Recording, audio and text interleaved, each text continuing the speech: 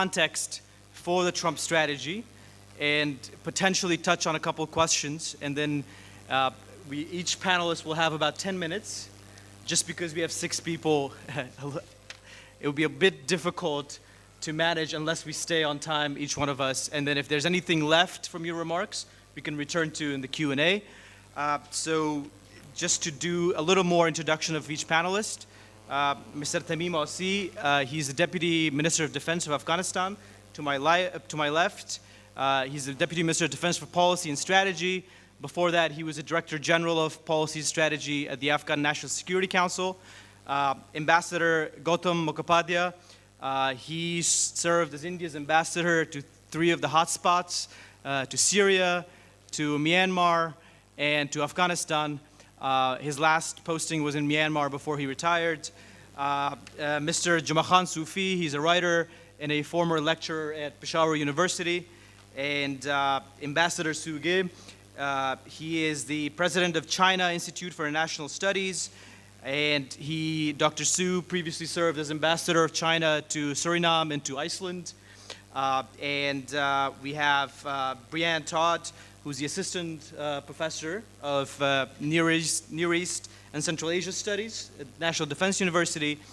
And to the far right, we have Ambassador Hussein Malaik, who is the Deputy Director General of Iran's Center for Strategic Studies, and he previously served as Iran's ambassador to China and to Switzerland.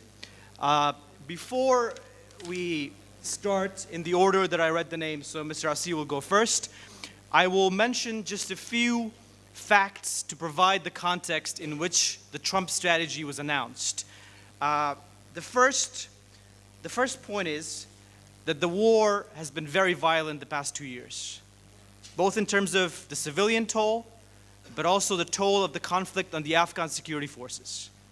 We've had record casualties, both civilians and both the Afghan army and the Afghan police. Furthermore, in terms of the casualties of the Afghan security forces, when you look at the areas where the recruitment for the Afghan army happens, the Taliban encroachment on those areas has increased. So that is a factor to consider on the morale and on the recruitment and the sustainability of the Afghan security forces. That is one point. The second point, the Trump strategy was announced in a context where there's an erosion of regional consensus over the mission in Afghanistan.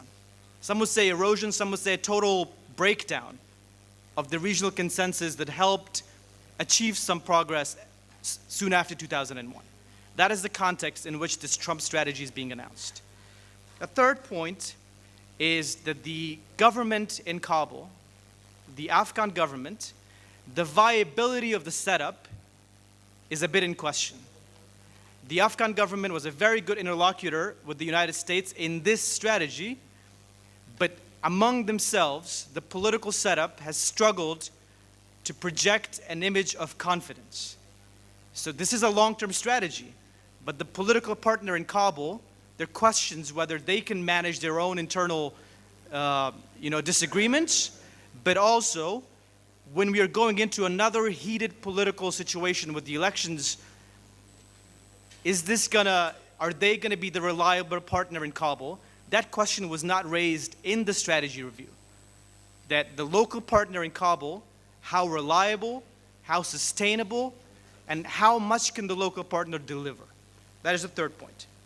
And I would ask our panelists to try to stay focused on the topic of Afghanistan. I know there are a bunch of larger dynamics with Trump's announcement last night and bigger issues, but if we could take those dynamics and stay focused on how it relates to Afghanistan. So Mr. Aussi, if you could start, please. Bismillah ar-Rahman ar-Rahim. دکتر سپسپانتا وزیر خارجه اسبق ما مشاور امنیت ملی یکی از بزرگای اکادمیک افغانستان وزیر صاحب آب انرژی دکتر صاحب احدی یکی از بزرگا و سیاسیون مطرح افغانستان مسعود صاحب کریم امین صاحب دیگه بزرگوارایی که ما رحیمی صاحب رفیق شهیر صاحب و دیگه بزرگایی که در اینجا حضور دارن سفیر صاحبا بزرگا و پنلست های بسیار معزز سلام علیکم صبحتان بخیر ما چون امی مادریتر پنل ما در انگلیسی شروع کرد صحبت‌های خود در انگلیسی میگم من تا پیش از اینکه برم به او بخش میخوایم یک چارچوب از صحبت‌های خود به زبان دری بگویم بعد از او برم به انگلیسی.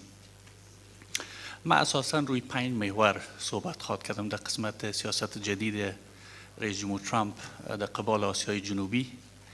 اول چرا حاله و چرا این پالیسی، منافع امریکا چی است؟ 2 منافع افغانستان چی است؟ 3 این پالیسی از پالیسی های قبلی چی فرق داره؟ و 4 آیا در افغانستان یک شریک قابل اعتماد وجود داره یا نداره؟ و 5 پیامدهای ازی برای منطقه چی است و چی خواهد بود؟ So now I'm going to switch to English. Mr. Mashal, the panelists, it's a pleasure to be here. And I'll jump right into it to discuss President Trump's South Asia policy and its implications. For the first time, we see a clarity of purpose and a clear identification of the problem by a U.S. administration, by President Trump. And this policy came as a result of months of deliberation. Months of deliberation. You know, this was not a political decision. This was a military security decision based on a thorough and extensive study and consultation with the Afghan government and also with various partners across the region. And the credit goes to, I think, on the Afghan side, Afghan President Dr. Ashraf Ghani, His Excellency National Security Advisor, Dr. Abdullah, the CEO, the Foreign Minister Rabbani, and also the Afghan opposition, you know, people in the opposition who really helped Dr. Ahadi, you know, Dr. Spanta, and many others who actually contributed in the discourse. So this was a very consultative process, and this was not a political decision, because you heard President Trump saying that his gut feeling was to withdraw. But it was actually, we should also on the US side should give credit to General McMaster, General Mattis, and General Kelly, who were the main architects of this particular policy. And it was a very calculated policy. I think it was long overdue, but now let me give you the outline of what exactly I'm going to talk about. I'm going to talk about why the US is here in Afghanistan. I think many people question that. Why we need as Afghans US? What are our interests? What are their interests? What's different this time with the US policy? And what is the alternative, actually? Do we have any alternative than the US policy, and are we winning? And the way I'm going to deliberate this is I'm going to touch on 5 major issues. First of all, the evolution of US policies on Afghanistan. Then the characteristics of this new policy, the resourcing is the third one, and the fourth one would be how is it perceived by the region and the implications for the region, and then the risks, and finally a conclusion. Let me come to the policy itself. You know, the policy was announced at Fort Myers on 21st August on a Monday evening, and this was after 6-7 months of deliberation. The way the US policy evolved on Afghanistan is it actually evolved over 3 phases, the way I see it. Number one, it was during 2002, post-2002 until 2004. At that time, the discussion was Operation Enduring Freedom, OEF, and whether ISAF should remain in Kabul or go outside of Kabul, and whether US should only have a counterterrorism mission here or not. Eventually, they decided to have OEF, a counterterrorism mission, and they should expand and bring NATO inside Afghanistan. This was phase 1. This was what I call the baby phases and the evolutionary phases of the US policy. The second phase was really second term of President George W. Bush and then eventually President Obama, which were more annual-based or term-based policies. And it was very you remember the famous terminology called AFPAC, which was coined by late Ambassador Richard Holbrooke. This was the second phase of evolution. They thought, okay, at the beginning they were thinking it was the warlords and some other problems, internal problems of Afghanistan. Then they thought, oh no, maybe we have some elements within Pakistan which is the source of the issue, and they termed the name as AFPAC policy. And now we have a South Asia policy. So that the US policies evolved over 3 phases in Afghanistan. And every time the US policy was announced, it was challenged by Pakistan, and it was challenged by some elements in the region. And the decisions based on those challenges were very political. Now, what's the characteristics of this new policy? First of all, and what is different about this policy? First of all, the name is different. It's a South Asia policy. It's not AFPAC policy, and it's not US policy towards Afghanistan. Secondly, it's a condition-based policy. There is no timetable. So as the conditions on the ground improves, then we would go, they would go about changing some of their calculations. The third characteristic of the policy is Pakistan, this policy deliberately identified Pakistan as key enabler of terrorism. And you saw it in President Trump's speech. The fourth element of the policy was a recognition for the role of India. India has a role in this region as a rising power. It can contribute more to Afghanistan and to South Asia. And finally, there was new authorities or flexible authorities given to General Nicholson and the NATO team here. So they are now, in terms of their counterterrorism mission, they have more flexibilities. The third aspect of this policy is the resourcing of the new policy and its impact. The troop levels. You saw that there's going to be an increase in the number of troop levels. Some may question if they couldn't win this war with 100,000, why 3,800, or we don't know the number yet. How would they win? Well, we have an answer for that, and a very clear answer. It's the Afghans who are fighting, and we are carrying most of the burden of the fighting. We are doing our own fighting. Unfortunately, or fortunately, we are the first line of defense for many of the regional states in here. Afghan soldiers are fighting for Iran, for Pakistan's security, for Central Asian security, for Russian security, and for others, with the support of the international community. And they should become partners in this war, rather than undermining it. In terms of financing, you know that we are getting, they are supporting Afghan National Defense and Security Forces heavily. And there are also new capabilities in place as a result of this. How it is perceived by the region? Well, and Afghanistan and Afghans. Inside Afghanistan, there are actually 3 groups. And there are 3 schools of thought on the new policy. The vast majority of Afghans welcome this policy. The ordinary Afghans welcome this policy, and you can take a toll you can take a poll by the fact that there would be subsequent polls coming up. But the fact that the Afghan Jirga, consultative Jirga, approved the BSA and we signed it subsequently, it means that there is credible support for this particular policy. Plus, subsequent polls are coming up that 70 to 80% of Afghans support the U.S. presence here. There are certain political elites against it, and I think this is more, and political groups, it's more to do with their concerns. And if we levy those concerns, and if we address those concerns, I think they would also come on our side. Finally, there are bystanders who see how they go about it. And I just need 2 minutes just to wrap it up. The risks is heightened regional tension. My question is, when was it that we didn't have heightened regional tension? We always had. We have never had a consensus about Afghanistan. During the Mujahideen time, during the communist times, even now, and even during President Karzai's time. There was already a disagreement, always a disagreement in the region. And the second risk is the Indian role.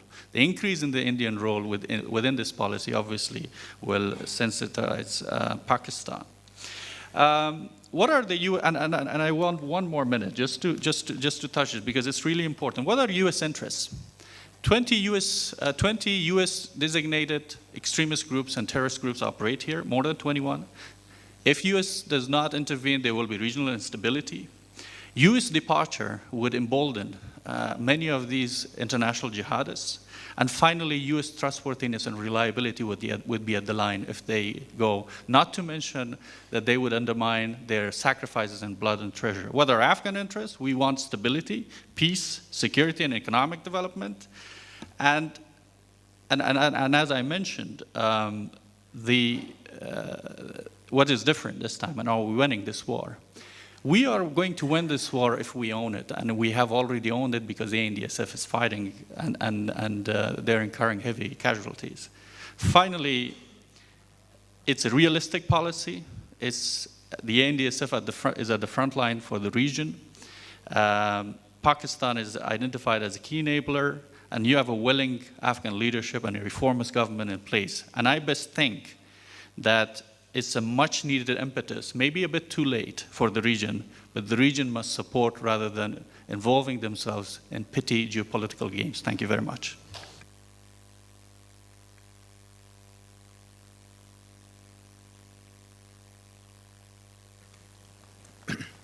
Well, morning everyone. We are at the last session, so I'd like to take this opportunity firstly to congratulate and thank the Afghanistan Institute for Strategic Studies, particularly Mr.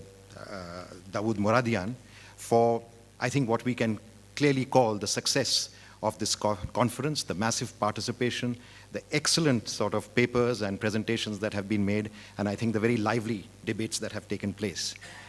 I have been witness to the very first such conference in Herat. I think it was way back in 2012.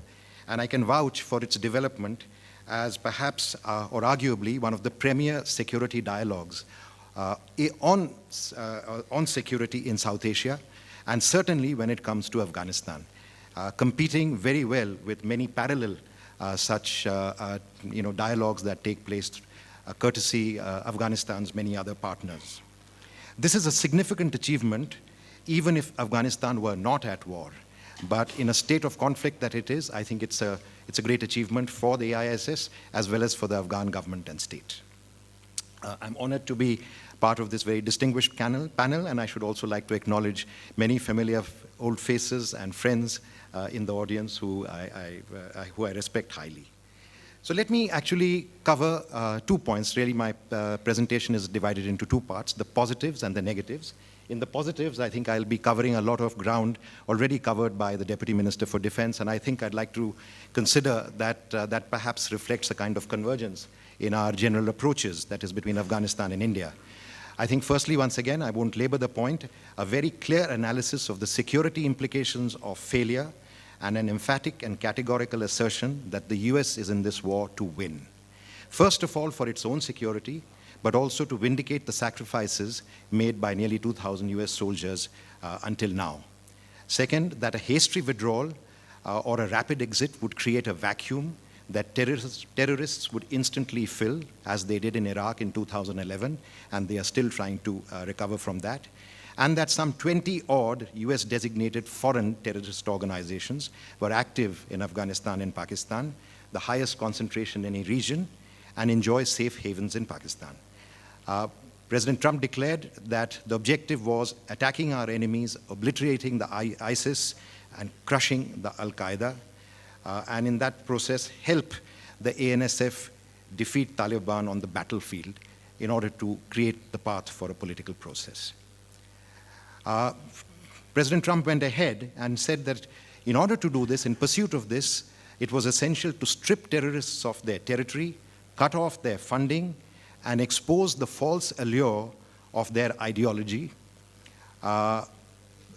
stop the emergence of safe havens that enable terrorists to threaten America, and something that has generally been ignored, prevent nuclear weapons from falling into the hands of terrorists. So a very clear definition of the problem and the objectives.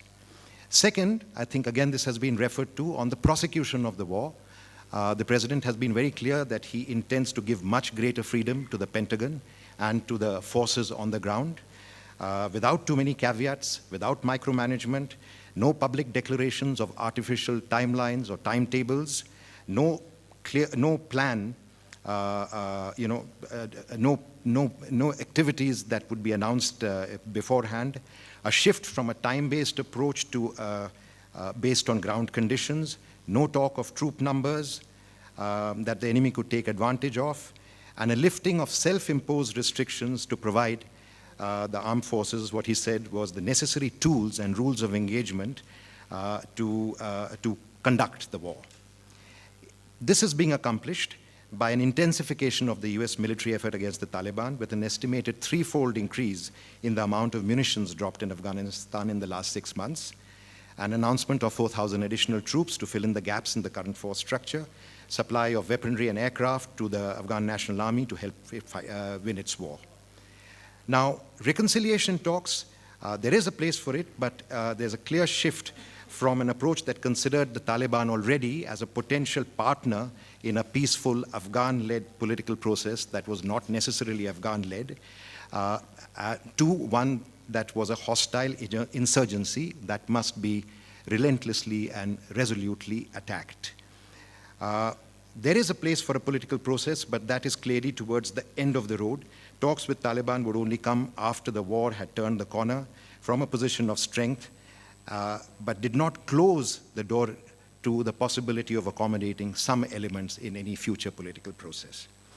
The third element, which has been very widely welcomed in Afghanistan and also has given India considerable satisfaction, is the clear naming and identification of Pakistan as the source of the problem and as a safe haven for the terrorists that not only attack US services and officials, but also the fact that Pakistan receives billions of dollars in aid and compensation while it conducts this form of externally sponsored terrorism in Pakistan. So generally there is a signal of a much tougher stance to compel change, a change in Pakistan's attitude. This is quite unprecedented. It's a remarkable development, but it is to be seen how it is to be achieved. Fourth, and I think this is a refreshing element, is a clear sort of disavowal, at least from a rhetorical point of view, that the US strategy in Afghanistan was not going to be about democracy or state or nation building. He said that the US was not here to construct democracies or rebuild other countries in their own image. It is debatable whether this was ever US policy or just an attitude, or whether some amount of such building should in fact be part of US strategy. But it's not a bad thing per se to state loud and clear, both for the domestic constituency and those who believe that democracy is not something that can be exported or should be exported. It's a clear statement that that this should be a homegrown process. Lastly, I think a point that was again referred, a strengthening of the Afghan national security forces, considered as partners in the war, clear recognition that they would be doing most of the heavy lifting, but at the same time, and also supply of air capabilities in order to be able to hold on territory once cleared, of the Taliban, but also a clear message that reforms, systemic reforms were important, and that there would be no blank check. How exactly that reconciles with this war being in the US interest and in the interest of US security is to be seen, whether there could be a divergence between reform and the security compulsions, but at least that is very clear. Now, of course, it is in the nature of such panels that we have a representative from each country, and in some respect, we are expected to also, state a country's position. So I should say that India broadly supports these aspects of the new US strategy to Afghanistan, and is totally at one page with the Afghan government on this. Nevertheless, in a larger perspective, and here, of course, I'm not talking as even an ex-government representative, but as an analyst, I would like to point out some weaknesses in the US strategy. Firstly, while it claims to be a kind of comprehensive and total strategy, it remains a purely military strategy to the conflict, devoid of the other instruments of American power that it claims to include, and that too, it is more kinetic and strategic. The sense one gets from President Trump's speech is that loosening the rules of engagement is more about a robust engagement strategy focused on basically killing terrorists. Now, in 2009 and 10, in fact, the US developed much tighter rules of engagement that were aimed at rules of engagement for its initially counterinsurgency and counterterrorist policies that were basically aimed at, in fact, limiting the kind of collateral damage and civilian casualties. How exactly this will play out once again, given the fact that this is something that President Karzai in the past had been very prickly about, is to be seen. Secondly, though, and this is more important, I think while the ANSF is seen as partners, what is not clear is how this robust engagement is really going to help the ANSF and the Afghan government gain greater legitimacy in the eyes of the people, how the writ and authority of the Afghan government and state would be promoted in the process. So I think that sort of linkage between a robust strategy and that this actually contributes to Afghan legitimacy remains to be seen. Secondly, there's a complete absence of any civilian support, whether it is development assistance, technical assistance, or building up of the polity in terms of rule of law, elections, what have you. Basically, in order to avoid the dreaded word nation building. Now the question is whether this literally leaves aside all the international support for Afghanistan since 2001, including the Bonn Conference and subsequent conferences. Third, completely missing again is any concentration on an internal political process. One of the great challenges to Afghan security at the moment, quite apart from Taliban and inconsistent foreign policies, are the possibility of internecine strife and the risk that once again Afghanistan could descend into internal conflict. Now, the post-2001 Bonn consensus has held very well until far, but there are signs that this consensus is fraying, particularly up in the north. Now, more than any other country, the United States and perhaps India too, have the elements to be able to contribute to this kind of internal cohesion, a prevention of internal conflict, but there is no explanation in this strategy as to whether or how the US would actually contribute to this kind of internal political process, let alone the next stage, which is the question of how do you reconcile with those elements of the Taliban who are about to come back. I just have 2 quick points and I will end. Further, for a strategy that claims to be for Afghanistan and South Asia, missing also is a regional strategy, a strategy that includes Iran, Russia, China, Central Asian states. It includes India in a very positive frame, and of course India is willing to contribute to the economic effort in Afghanistan. It has already made about a 2 billion contribution, major projects, and it will definitely, it has also pledged another 1 billion. But how exactly, if there is a diplomatic strategy to support the military strategy that it has talked about, this is unclear and in fact is missing. And the signs are in fact that this is the old sort of consensus that was captured to a certain extent in the Heart of Asia process is fraying. Finally, and this is a very crucial point, is the question of staying the course. I think US policy in Afghanistan has been bedeviled by changes and flip-flops. Whether we go back to the end of the Soviet intervention after the withdrawal of the Soviet Union, or 2003 when the US took its eyes off the ball and focused on Iraq, or for that matter, in 2009 and 10 when it announced a surge and then a drawdown. In fact, it would be wise to remember where Obama himself started from. During the campaign's trail, he said Iraq was a war of choice, Afghanistan was a war of necessity. But when looking at Afghanistan, the theater of the war was Afghanistan, but the locus of the war really was in Pakistan. And therefore, the coinage of the term AFPAC and an analysis that in order to root out the war in Afghanistan, action, or at least some political action, needs to be taken in Afghanistan, in Pakistan. Now, Trump has actually begun the other way around. He began from a position of skepticism and now has come around to a position of backing this war, in a way against his original judgments.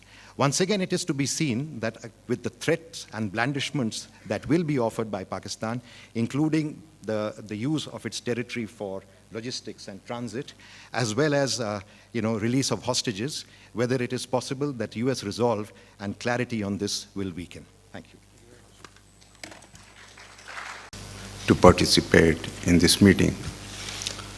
my other colleagues, due to technical reasons, delay in invitation, and due to flight problems, could not participate. So probably I'm acting as a stopney, as a spare wheel, talking to you. And I could not prepare anything for this meeting. Last night, when I was half asleep, I was told that you have to speak there. So I just made some points.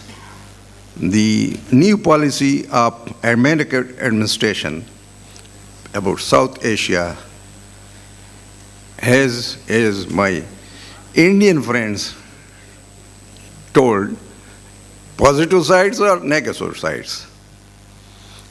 It has, on the one hand, emboldened Afghan authority to stay on course, to fight on. And it has also given assurance for the stakeholders of the war who want to continue the war, from the opposition and from the position, from both sides. And it's heartening for them. For Pakistan, it has always been a scapegoat. It will remain a scapegoat if these problems are finished also. And if these problems were not there, even then, there were no warmth between the two countries, though both are tied by history, by language, by geography, by culture, and they are inseparable. And no one, neither NATO nor America, can alter this geographical reality. So, to scapegoat Pakistan for the troubles in Pakistan, in Afghanistan, it was a scapegoat when it sided with Americans at the times of the jihad. Personally, I was standing on the other side of the fence against this intervention when most of you were with the American and with the Pakistani sides. But changes are there. The Trump administration has an open-ended strategy for Afghanistan.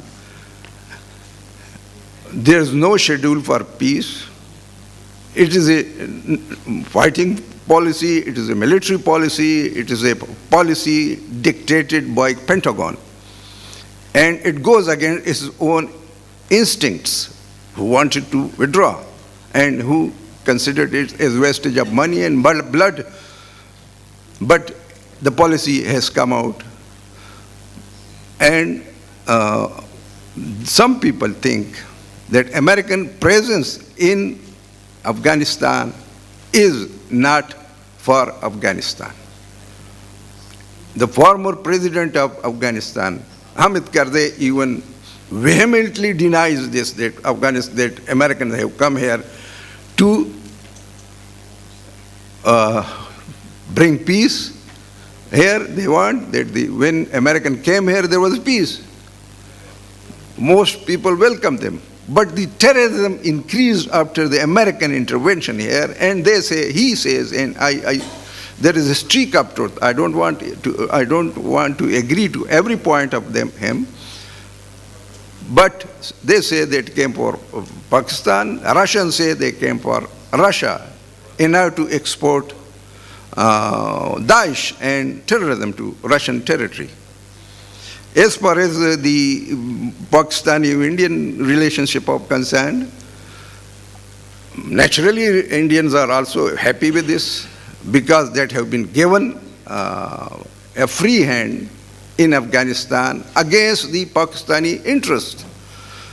Because Pakistan has a geographical contiguity with Afghanistan. India has no geographical contiguity. It has a historical relationship and should be based only on economic improvement, economic development here in Afghanistan, and they have done it in the past also. But even in the past, not the present, it was mostly geared against Pakistan. Even before revolutions, before this trouble started, before the present day scapegoating Pakistan, even before that it was geared against Pakistan, and I am the personal witness to it.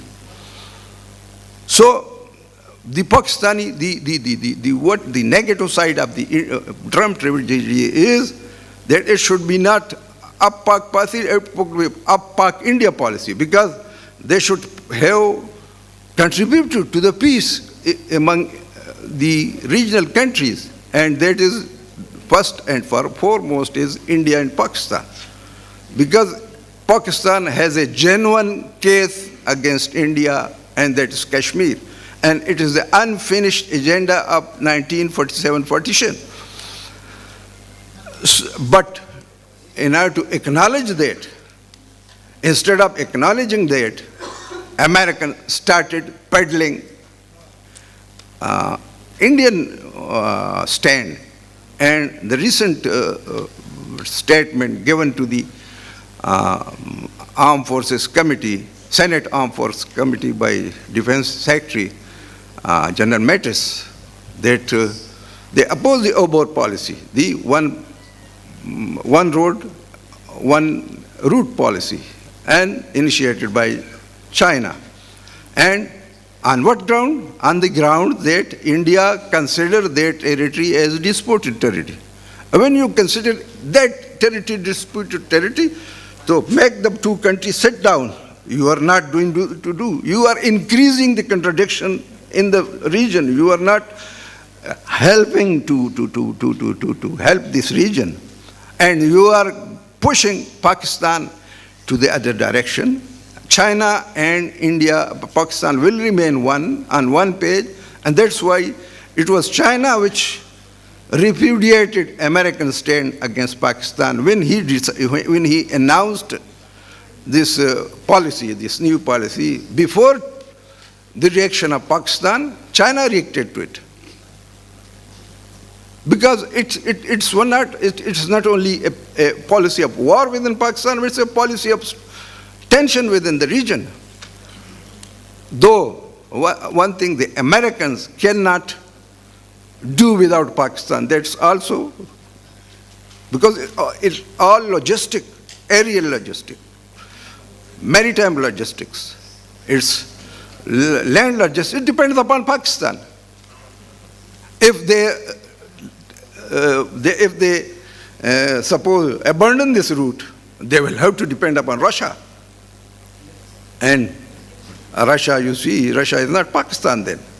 Or it would depend upon Iran. And you know the relationship between the two countries. So one should not read seriously to what Americans say, but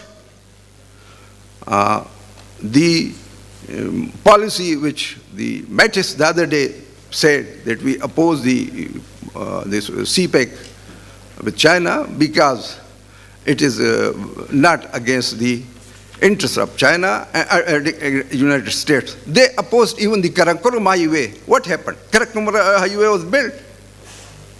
So this policy has positive side for Afghanistan, but it has also negative side. It will accentuate the tension within the region. So I'm told that I've got just 1 minute. So I'm sorry that I couldn't speak systematically because I was told last night that I have to speak here. So this was just as. Thank you very much. Thank you. Ambassador Malik.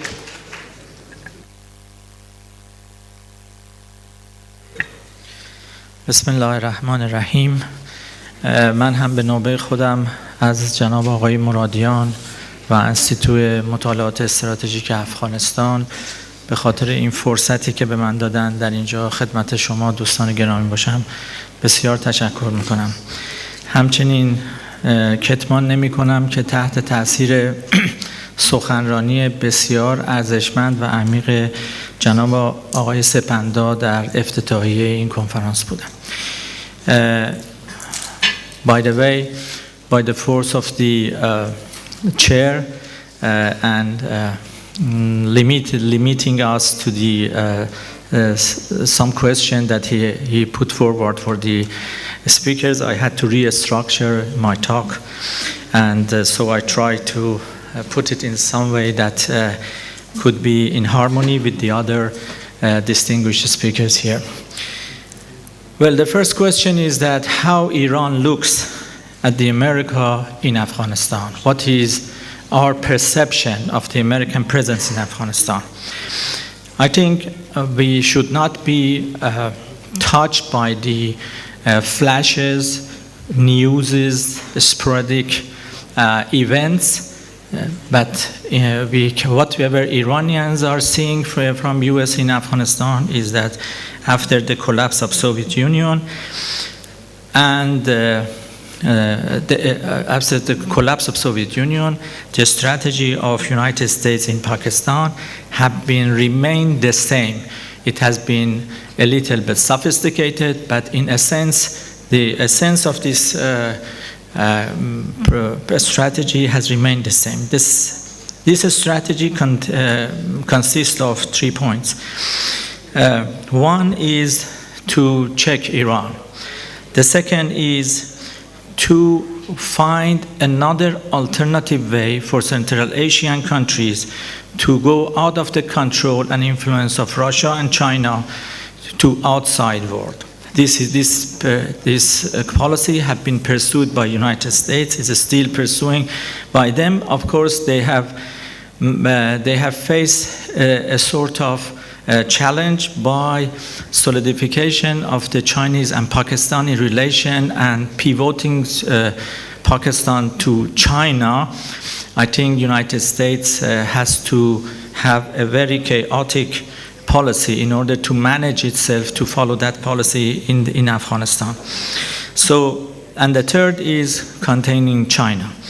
China is very important in US policy, and Afghanistan and presence of the American troops in Afghanistan is also a leverage for the Americans to, let's say, check China and balance it with the South Asian, with the South China Sea presence of the United States, and also Indian,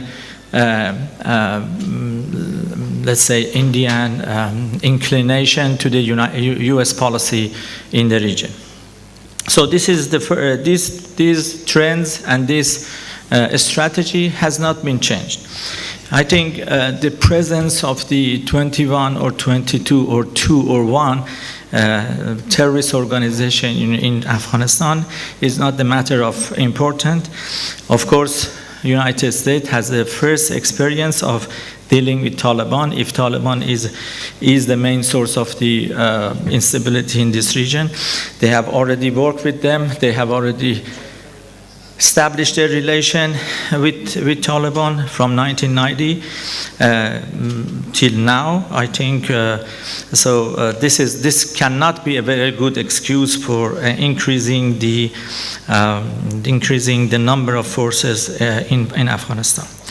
The second is, the second paragraph that I could say here is that the U.S. policy has been now handed over to the military section of the policymakers of United States. So there are lack of political solutions for the instabilities in this region. This will increase the number of the, let's say, collisions between different political forces in the region. And this is also a matter of concern for Iran. The third is the next issue is that to increase the presence of India in Afghanistan will also put another sophisticated pressure in this region. Of course, we, as an Iran, we support the economic facilitation of India in Afghanistan, helping to develop Afghanistan by the Indian money and experts. But if India would like to play a political role in this section, in this region, I think there would be another deep sophistication that we have to perceive for the future. But what are the interface between Iran and United States in Afghanistan? As a matter of fact, Iranians have been supporting a very inclusive government in Afghanistan from the beginning. We have always supported the central government of Afghanistan. We have tried to help Afghanistan to develop all its infrastructures and facilitate for any Afghans in the relation with Iran. The economic relation between Iran and Afghanistan is about a little bit less than $3 billion, and there are about 300 companies of both sides are working very amicably together in this region, and we do not have any problem with the strategy of United States in Afghanistan till last night. But from last night on, I think all the mechanism and dynamics of the region probably will be affected. So whatever I say is before any negative dimensions taken by the U.S. in the region.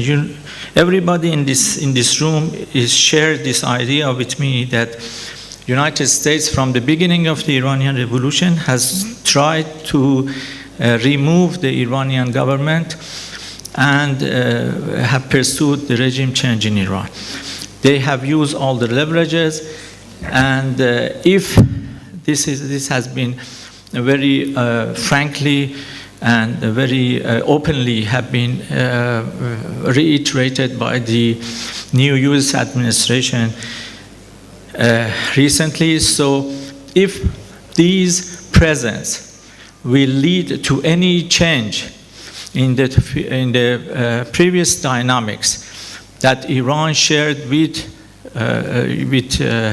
Afghan government and U.S. presence in Afghanistan, I think the new policies will emerge inside Iran too. I rather to stop here. Thank you. That Ambassador Malik stopped 2 minutes short of his time, so I'm very appreciative of that. Thank you. Dr. Su. Thank you very much, Mr. Chairman. And first of all, my deepest appreciation for the prestigious institute, AISS, for your excellent organization for this world-class international conference on security. And also, I would like to say that I'm very fortunate to set my foot on your beautiful country, and I'm happy to participate in this panel, which is going to round up this conference. And about this panel, let me share with you a very interesting Chinese idiom. We have a Chinese saying that women and men, women have to come first. They are partners, but the women hold up at least half of the sky. You can look at the panel. We have 6 gentlemen, 5 panelists, plus the distinguished chairman, and 1 woman, actually. This is to complement the previous session, which features on women's role in the nation building of Afghanistan. Let me just say that, well, those 5 panelists, 6 gentlemen on stage, we just represent the civilian world, but the 1 lady happens to represent the military. This puts all of us a little to shame. But I'm glad that she's going to speak after me. I speak with Brian. I think you may have a tougher task than I am. Well, the presentation is entitled State Building of Afghanistan, the Way Forward. And according to the requirements of this panel, the presentation is going to be divided in 3 sections. The first one, of course, has to go to the United States of America. And the second part on Afghanistan. And lastly, Chinese perspectives. And of course, all related to the subject matter of this panel. Now, the first one, a brief analysis on U.S. new Afghan strategy. Some people might say that, hey, a guy from China, we may expect some vigilant military words about, because it seems that the rising power is trying to challenge the status quo power. But actually, China and the United States, we are partners. And we try to avoid what is known in history as the Thucydides trap, meaning that we are trying to move up with our modernization program, with our development, but we're not trying to fill in the vacuum. We're not going to challenge the leadership by the United States. And together with the international community, we try to bring more input into what everybody calls the business of global management. Well, there are some key points about the U.S. new Afghan strategy. Generally speaking, President Trump's new Afghan strategy, it seems to us, is more of a technical adjustment rather than a strategic change. It seems that the emphasis of this adjustment is laid more on fighting against terrorists in Afghanistan to prevent them from getting hold of nuclear weapons or nuclear materials, which might threaten the security of the United States, rather than rebuilding the country. Counterterrorism mainly relies on the military methods, sending more troops and lifting the restrictions on the U.S. military operations and expanding the authority of frontline commanders. This seems more on the military hardware. If I'm wrong, our distinguished lady is going to correct me. Well, the more notable change in the U.S. strategy is that is the shift from what I might call a time-bound implementation. We have to get the job done by a certain deadline. Then now it has been changed to conditions-based evaluation. And thus, it has greater tactical flexibility.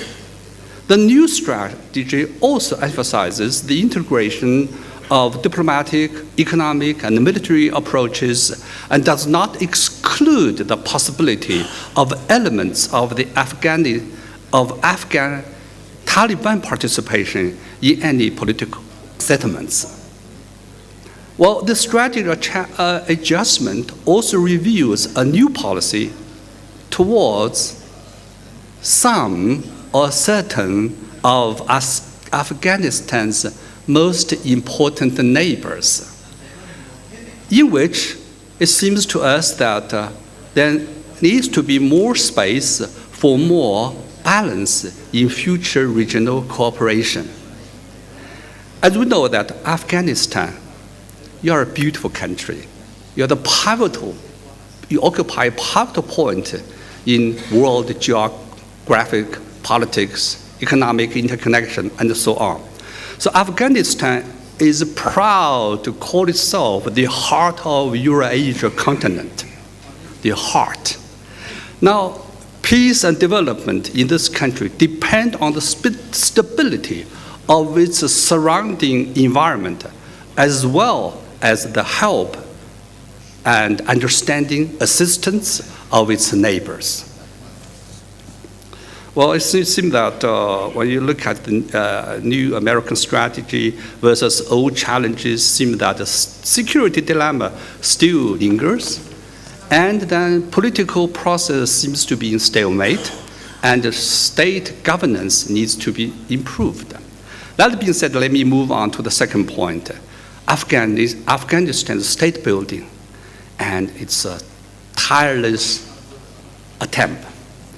Well, the first point is when you think about Afghanistan state building, there is the complications of history. At the beginning of the 20th century, now you have interactions with the British. In the latter half of the 70s, 80s of the last century, the Afghan people fought against the former Soviet Union for a decade. And after 9/11, United States. So.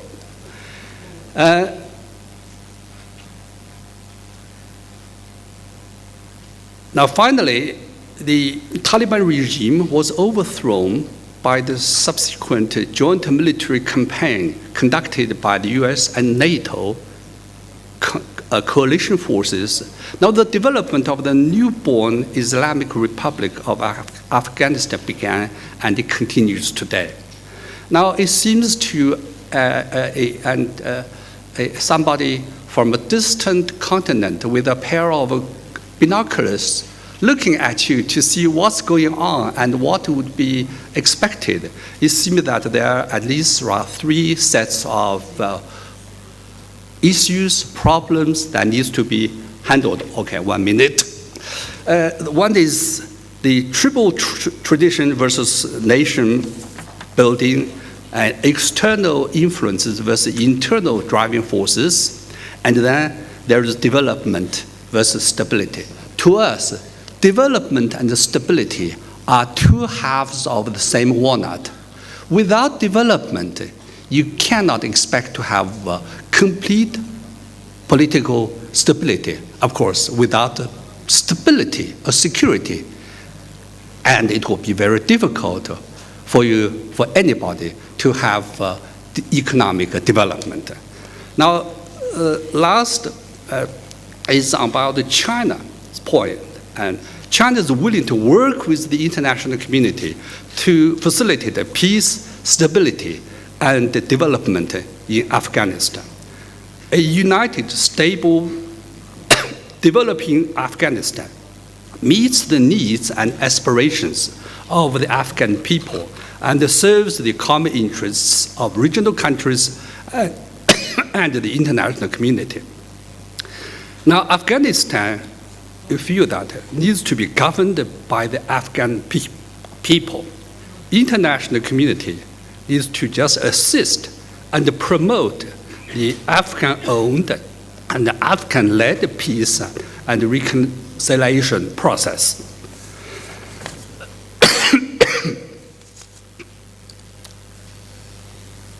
And the peace agreement between the Afghan government and Hizb-e-Islami Gulbuddin should be implemented effectively, which will serve as a model for expanding the inclusiveness of the reconciliation process and further promote national reconciliation as soon as possible. We also support the quadrilateral coordination group of Afghanistan, in which China, Pakistan, United States. We support the resumption of a liaison group between the Shanghai Cooperation Organization, in which both India and Pakistan are new members. And then priority needs to be given to the restoration of security and stability in the country. Well, development seems to the Chinese, development is the general key to solve anybody's major problems. There is no need for really to Okay. There's no need for reticence. Afghanistan is one of the poorest countries in the world. Obviously, poverty hinders education, social, cultural development, causes many problems such as terrorism, extremism, and drug trafficking. So development is the general key. Now, China, we support the alignment of the Belt and Road Initiative with Afghanistan's national development strategy and hope that Afghanistan can play a greater role in enhancing regional economic integration as well as regional connectivity. So China has always been a firm supporter and active promoter of Afghanistan's peaceful reconstruction process and has provided Afghanistan with assistance to the best of its capability. China has always been friendly, just a few lines. China has always been a friendly neighbor to Afghanistan and respects the country's sovereignty, independence, and territorial integrity.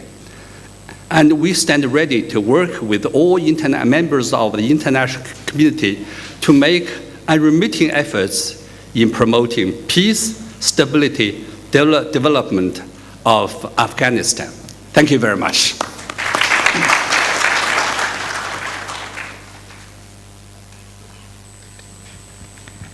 First of all, I would like to thank Dr. Davood Muradian and the Afghan Institute for Strategic Studies. It's my pleasure to be here as a member of this extremely distinguished panel. I don't know if I have the best job or the worst job as being both the American on the panel and the last one to speak. I would start by saying that I am at the Near East South Asia Center for Strategic Studies, which is located at our National Defense University in Washington, D.C. That is, of course, part of our Department of Defense.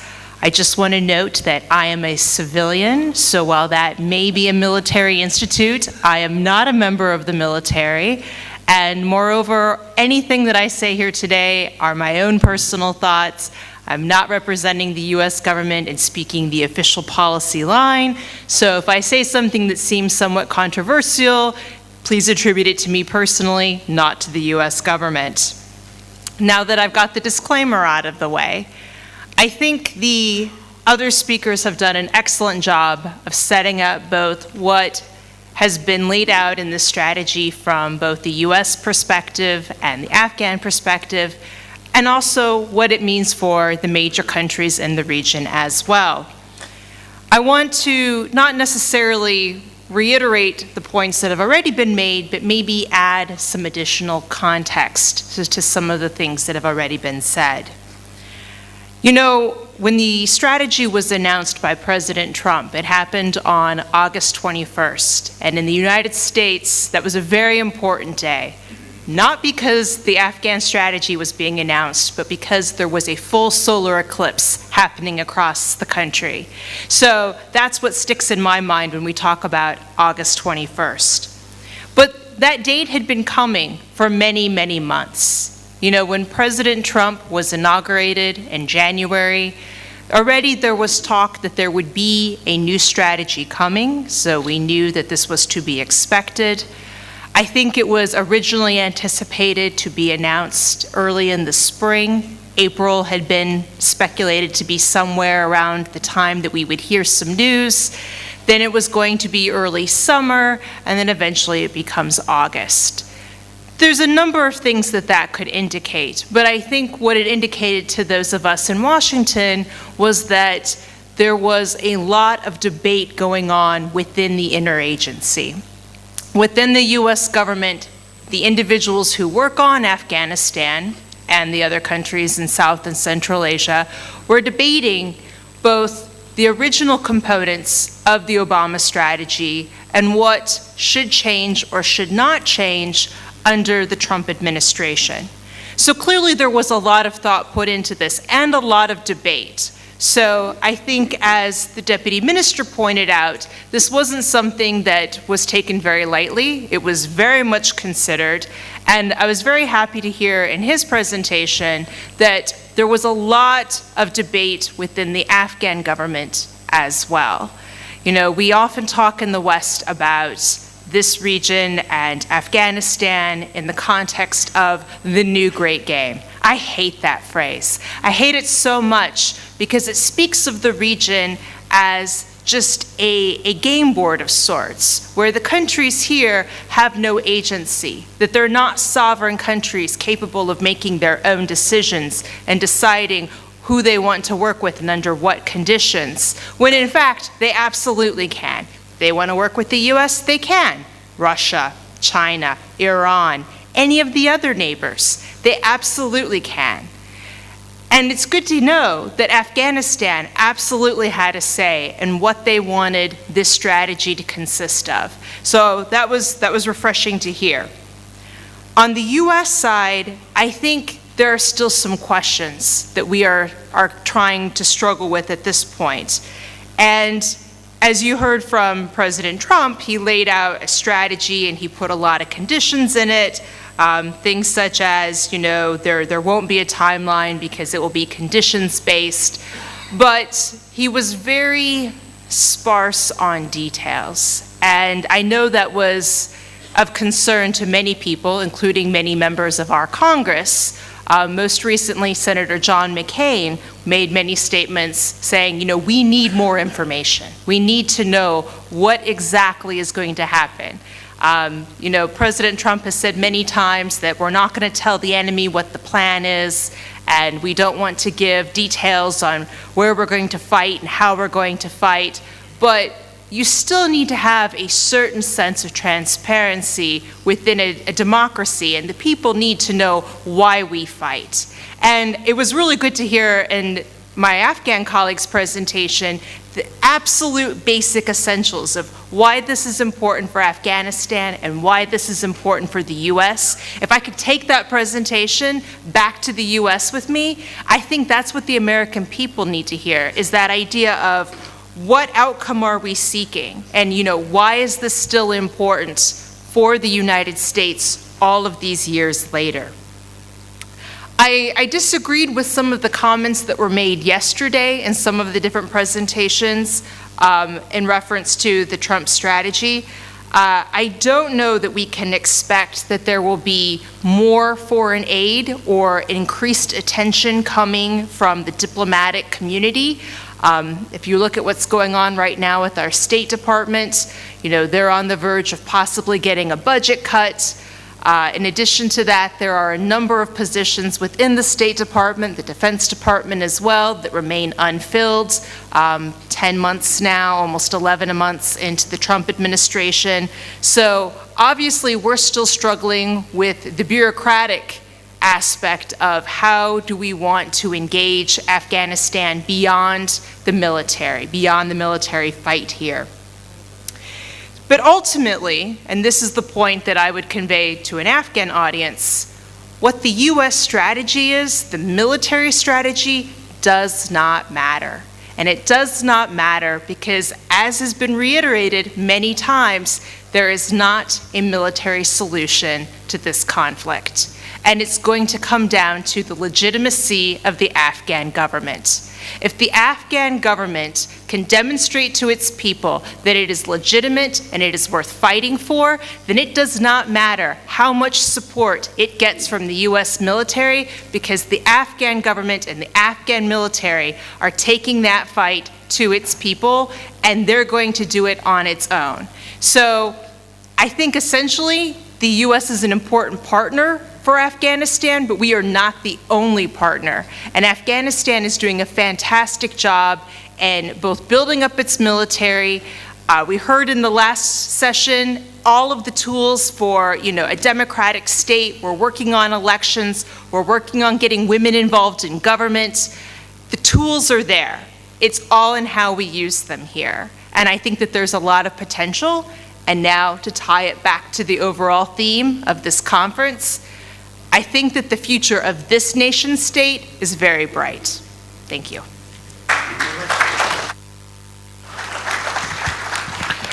Before we get to the questions, I know there are a lot of interest and questions on this topic. Before we go to the audience, there are a couple questions I would like to raise to a couple of our panelists to start some dialogue here and seek some clarity. I think both Ambassador Malaik and Dr. Su were a little too diplomatic. So I would like to pose a couple more specific questions.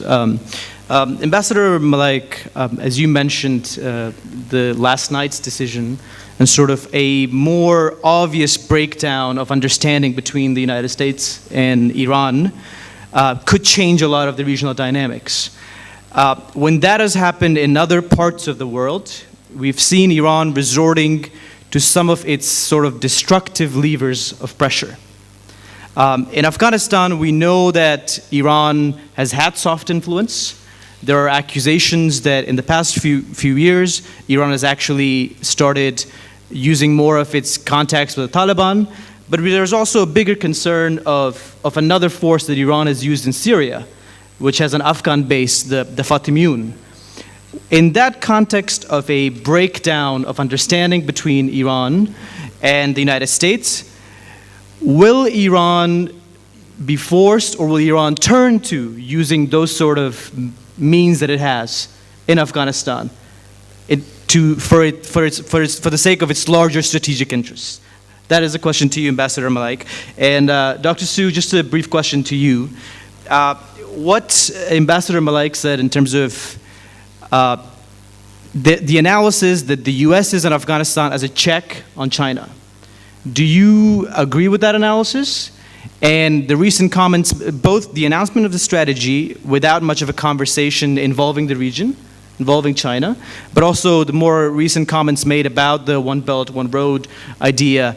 What is a more precise sense of how you see the US in Afghanistan in relation to China?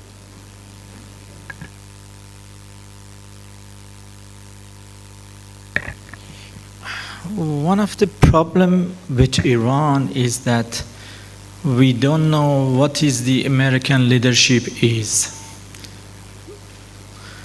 Sometimes they follow a path, then they change the course, and they ask the other nations to follow the same thing and accept the same understandings.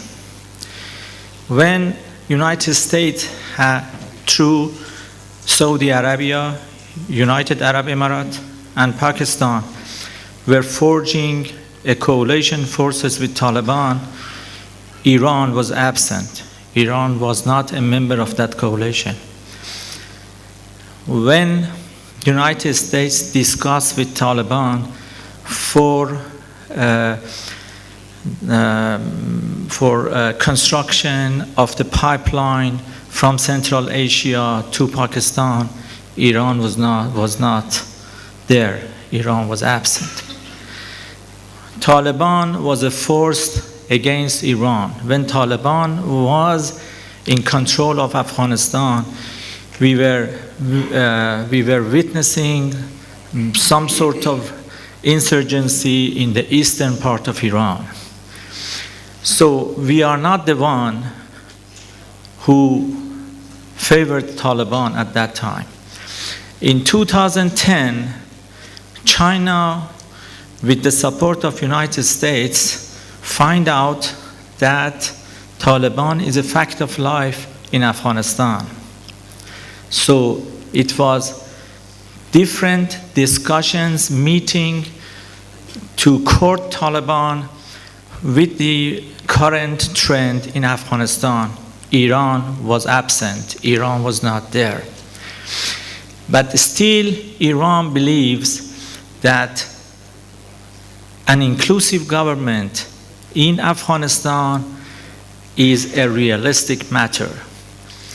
Whether it named Taliban, whether it named any other groups. This is how we see Afghanistan. We would like to see the stability in Afghanistan. We would like to see development in Afghanistan. We have already, with all the privation that we have already helped Afghanistan around $1 billion. So this is the thing that we look at Afghanistan. I think that in this very, let's say, educated meetings, we should not go after very non-important issues, non-effective issues. There is a contact between Iran and Taliban. Okay, there were many contacts between United States and Taliban. There were many contacts between China and Taliban. Why they are not accused of that? So exactly these issues, I think it's a matter of journalistic approach to a very deep political and real matter in the region.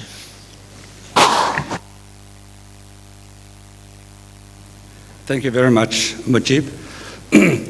I was wondering who could pose these two very intelligent and tough questions for me. And look at this introduction from the New York Times. Well, as for the question whether our colleague has said, whether what the US does now in your beautiful country is for the purpose to check China. Well, it seems that there is a little trap in it. If I say, the New York Times is going to post not on the front page, saying that the Chinese diplomat, now head of the foreign ministry think tank, said that it's not. If I said yes, see, China conquers with Iran, to say that US doing something for the checking of China. So my purpose, my answer to this is this: I hope not. Whether it's this, I hope that, well, he said, well, this intelligent Chinese diplomat, a former diplomat, now posed this question, throws back to New York Times, saying that, what do you think? To my way, US and China, we have a convergence of national interests as other members who are neighbors of your beautiful country. Now, for Afghanistan peoples, your destiny are in your hands. You know best what's best for you. But we are only neighbors. But for us, peace, stability, continued development, which of this constitute a conflict between US and Chinese interests? So I feel that for Afghanistan, we expect more cooperation. Now, international community, we try to provide the right conditions. Just like in China, we are a nation full of analogies. We say that the inner condition, the outer conditions are just like the analogy of an egg to be hatched by the right temperature. The international communities try to provide the right conditions so that this beautiful egg can be hatched. So that international onlookers, we should not fight among ourselves. Otherwise, you either provide too high temperature or too low temperatures, right? So I hope that it's not. Whereas for Belt and Road, whether that would conflict in US interests and other participants' interests, I don't think so.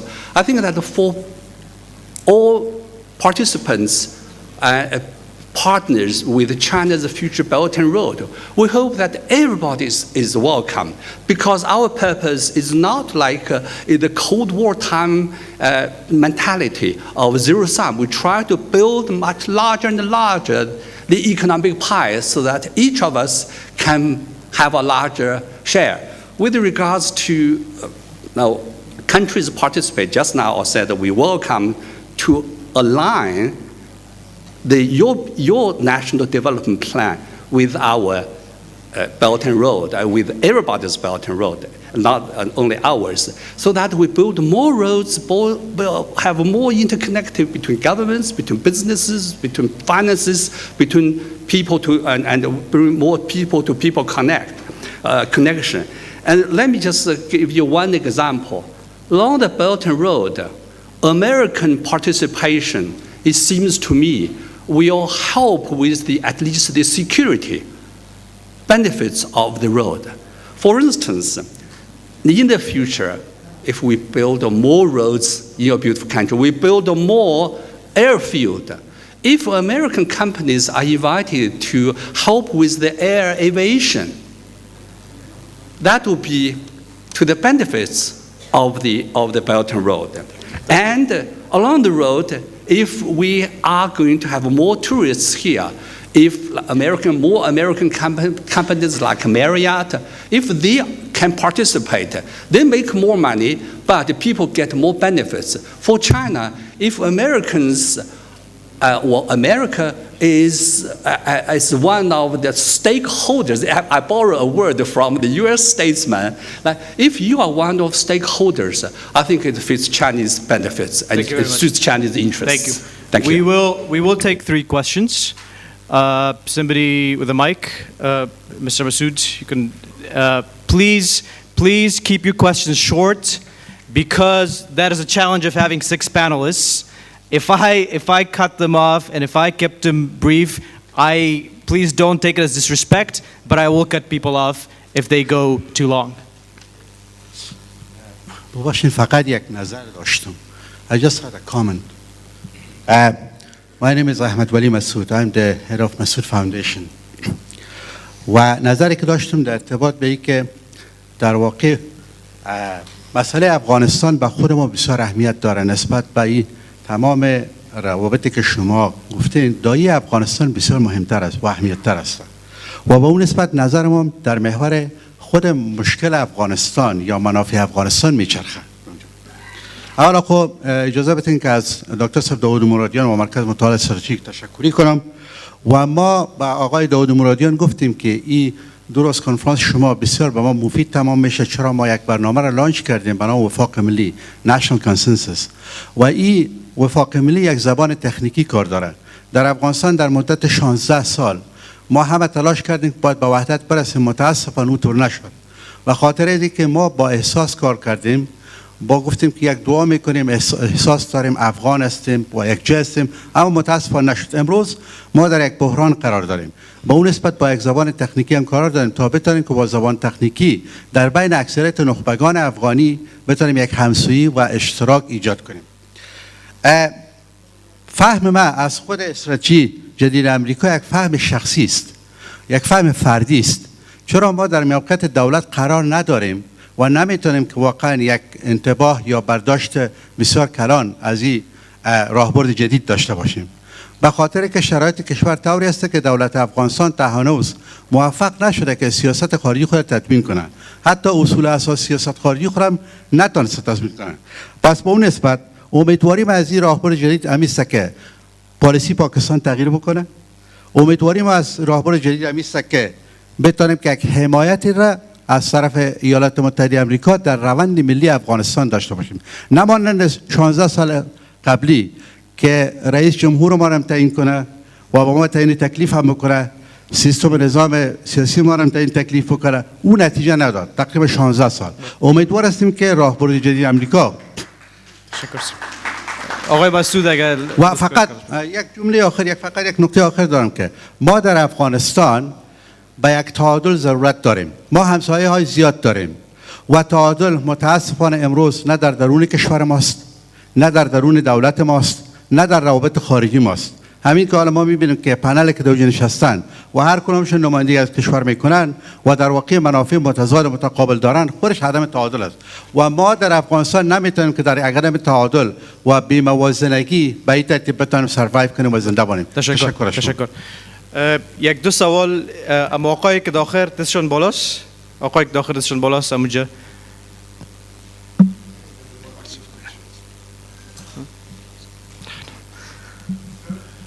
When the American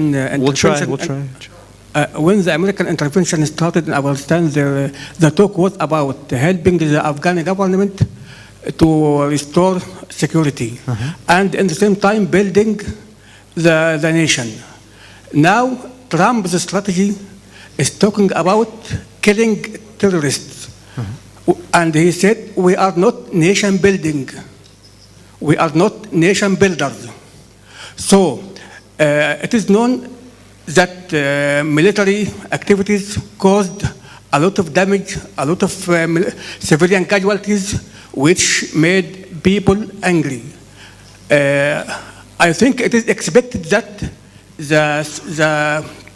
the wide range of military activities, the focus on military solution, regardless of state building, will make things worse. Okay. So I'll take the question. The balance between military and civilian, of course, we'll take. Can you, the lady in the back, just... Hey, Zakis. به نام خدا من یک سوال مشترک دارم از آقای آسی و در این حال آقای مالکی. استراتژی ترامپ را بحث کردین و چیزی که در اینجا مشترک بود و یک مقدار اختلاف نظرم بودی که در افغانستان استراتژی جدید اعلام شده و نیروی بیشتر میاد افغانستان و او طرف هم قصه برجام است و در این حال احتمال از اینکه آقای ترامپ بتونه به یک شکلی از برجام خارج شود. سوال مشترک ما از هر دویتان است که اگر احیانا فرض کنیم که ما دو تا کشور همسایه رابطه دو جانبه فراتر از استراتژی ترامپ داشته باشیم، اما نقشه راه و زمینه را که شما برای رابطه میبینین آیا وجود داره یا نه؟ و آقای مالکی شما میگین که رابطه ما با دولت افغانستان همیشه نزدیک بوده، ولی متقابلا ما در افغانستان میبینیم که دیدگاه دولت افغانستان و بخش از اطلاعاتی که وجود داره رقم نیست. به عنوان مثال هنوز گزارش‌های در رسانه‌ها منتشر میشه از میزان همکاری دولت ایران با گروه‌های تروریستی و مشخصاً طالبان و در عین حال بگذار از یک مورد یاد کنم وقتی که اتفاق در میرزاولنگ در ولایت سرپول افغانستان اتفاق افتاد، رسانه‌های ایرانی به صورت گسترده این رویداد را پوشش داد، ولی وقتی که 31 می پارسال یک رویداد بسیار خونین در چهارراهی زنبق اتفاق افتاد پوشش بسیار کمتر بود. اینا همه میتونه دال بر این باشه که یک رابطه فراتر از رابطه دو تا دولت عملا میان ایران و نیروهای تروریستی حداقل یا گروه‌های تروریستی وجود داره.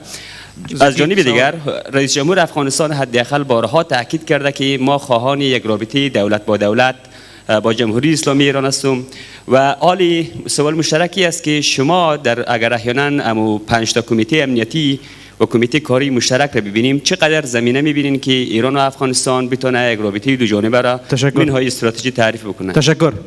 یک سوال دیگه میگیریم. Right here, Professor, right here. اینجا میگیریم خیر میرسونم. I just have a couple points to make and one fast question. I think that people shouldn't underestimate what my colleague, Professor Todd, said. After 40 years of war, thinking that there's just a pure military solution to this conflict, I think borders somewhat on delusional thinking. We've got to have a political solution. So, I mean, 4,000 American troops are not going to make any difference at all, in my opinion. And the quote strategy never mentioned anything about political issues. It never mentioned anything about corruption. It never mentioned anything about the shrinking ANA that never makes the front page of the news, which is very important. And the one thing that I want to warn my Afghan friends about, pick up a book about Vietnam and find out what the implications of free fire zones in a country are. That's what the ROE is all about. Questions, sir? Yeah. My question's a simple one. My question is directed at Minister Say. You were talking about the quality of 6 months of deliberate engagement. Trump, and I'm quoting Trump, and I'm not being sarcastic, but Trump said, I have studied Afghanistan from top to bottom to side to side. And 2 sentences later, he referred to the Afghan Prime Minister. Did that bother anybody in Afghanistan? Thank you very much. So we will take these questions and then we'll have another round. Mr. Asi, there were a couple questions directed at you. One was particularly, we will come back, there will be another round of questions.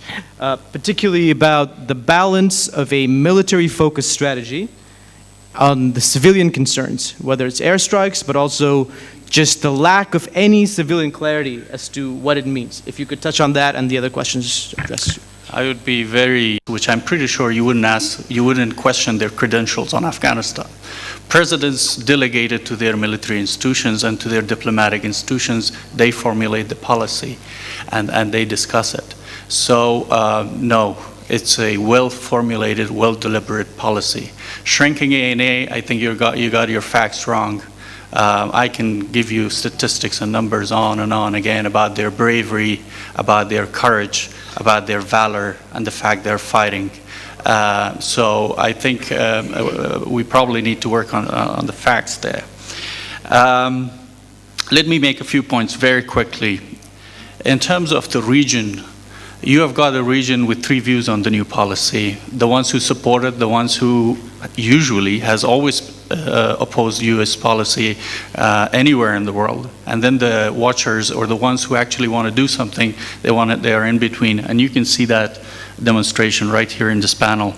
Secondly, peace and reconciliation is one of the major features of this policy. I think I missed that, and I wish that one of my colleagues here could have mentioned that peace and reconciliation and political settlement is one of the cornerstones of this policy. That's exactly what Secretary Tillerson and others are working with Pakistan and others to work on it. By the way, this policy is not a fully developed policy yet. These are big macro level directions right now. It's still being worked on in terms of the details and all that. The other thing which I want to mention is I want to follow up on the Chinese friend, on a lighter note of the proverb. I see there's a convergence of the Pakistani and Indian view on one thing at least. I think you would have by that half of the problems of the region fixed, at least on this is my first time I see that Indian and Pakistanis thinking the same in terms of shortcomings of the policy.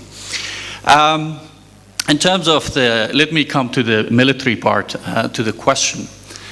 We as Afghans own this country. We need the enablers. We ask for the enablers. We don't want the United States to come here and build the economy. We don't want others to come. We have an economy. Look at Herat. Herat is a perfect example.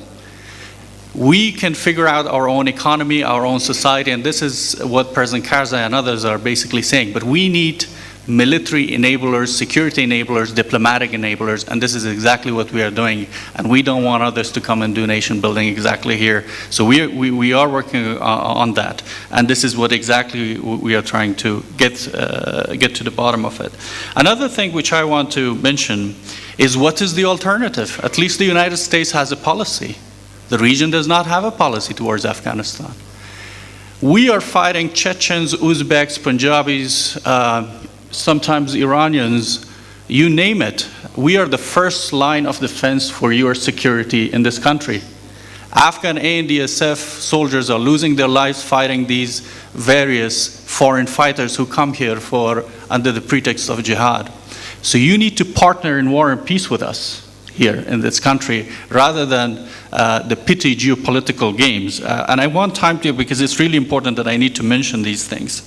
The JCPOA and Afghanistan relations, Afghanistan is a place for cooperation, not competition, and we would love people to come here and invest. We don't want you to bring your problems from other parts of the world and try to settle scores and fix your problems here. Afghanistan is a place for business, for investment, for cooperation, not a place for competition. And the final point which I want to mention, we want relationship with states on three principles. We have common threats and common enemies. We need state-to-state relationship, and we don't want distinction between good and bad terrorists. Terrorists should not be used as instruments of foreign policy, and there should be no distinction between them. So the three principles which operate, and His Excellency President Ashraf Ghani has laid it very clearly: state-to-state relationship, no distinction between terrorists, and we have common threats and common enemies that we need to tackle. Thank you very much. Ambassador Malek, whether you want to address anything Mr. Assi raised, or there was a specific question directed at you, if you want to address that. Well, I think the reference to JCPOA is not the matter that I reflected my idea. The way that President Trump has portrayed the Iranian military, the Pastaran, as a terrorist organization, which I think Pastaran has already have a very direct and formal contact with the government of Afghanistan, means that all the dynamics of the security in this region should be re-evaluated. That is the thing that I wanted to mention. So, well, we are not in fight with the Afghan government, I mentioned it. If the United States wishes and uses its leverages in Afghanistan against Iran, you should forecast logically and naturally that there would be a response. This is not our problem.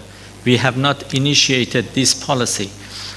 What we want from Afghanistan is security, stability, development, and calm border. That is what exactly we need. I think this has been, to answer the question to one of our colleagues at the end of the room, yes, the high security committees between the two governments, which have been established 4 months ago, I think it's a good answer to address all these issues, including the water, which also the water is part of the Iranian and Afghani problem, or let's say dispute. But these security committees, I think it's a workable and it would be very effective instrument to solve all these misunderstandings. Questions we'll take the lady in the middle. And please, no, right here. And please keep it short because we're running out of time. We want to get your question. If you have it to a specific person, raise it. We don't have time for commentary, sorry. Question, specific, brief question. سوال مشخص. I will. تشکر. چون اینجا مرکز امی انستیتوت مطالعات استراتژیک چون اینا لطف کردن این زمینه را مساعد ساختن، پس ما باید از امی شما نگوین که وقت بسیار یعنی کم است، ما باید استفاده کنیم به خاطر که اینجا باید واقعیت ها گفته میشد، اما زیاد دیپلماسی کردن، واقعیت ها گفته نشد. ما میخوایم که ما به عنوان یک افغان میخوایم اینجا صحبت کنم. به عنوان یک افغان وقتی که ما افغانستان یک کشور اسلامی است، دارای یک کشور مستقل است، پس چطور یک کشور دیگه برای ما پالیسی میسازد در حالی که ماده 61 قانون اساسی وقتی که حکومت رئیس جمهور او خطوط اساسی سیاست کشور خود وقت معرفی میکنه حتما او خطوط نظامی هم داره. اما امروز ما میبینم که استقلال ما از امی دوستایی که دمی پنل هستن، ما سوال میکنم که آیا شما فکر نمیکنین که یک کشوری که ما در ماده اول قانون اساسی به او استقلالیتش گفته شده که برای ما یک کشور دیگه پالیسی نظامی میسازه، استقلال ما زیر سوال میره؟ یک آقای صوفی، استاد صوفی گفتن که پاکستان قربانی تروریسم است. به خدا مرا خنده گرفت و نمیفهم که خنده کنم یا گریه کنم. ما 40 سال است که قربانی تروریسم هستیم، ما 40 سال است که قربانی سیاست های شما هستیم. شما توسط افغانستان امی مواد استویتان و فعالیت هایشان را تایید کرد امریکا، قرضه هایتان بخشیده شد. امروز شما میگین ما قربانی هستیم، اما امروز در استراتژی جدید آقای ترامپ ما با تاسف میگم که ما وارد یک رقابت جدید بین پاکستان و هندوستان میشیم که با وجودی که اینا مرزهای خود توسط سیم باز گرفتن، اما نه ما باور نداریم یا توسط وسایل هوایی و زمینی. تشکر. سوال اول گرفتم. Professor right here at the beginning. Amija, right here. Then after him, Dr. Spanta. Right. And please keep it brief. Okay. If you have a specific question, you can direct it at a person. Well, if you want, this is a question to our Deputy Foreign Minister. The point is, nobody denies that a political solution is needed in Washington, here, especially in Washington. So if you want to have a political solution, the question is with whom? Mm-hmm. A political agreement with whom? The Taliban? Yes, no. If not with the Taliban, with who else? You want to have a political solution with the Taliban, you want to make an agreement with the Taliban, then you have to give a little bit of direction.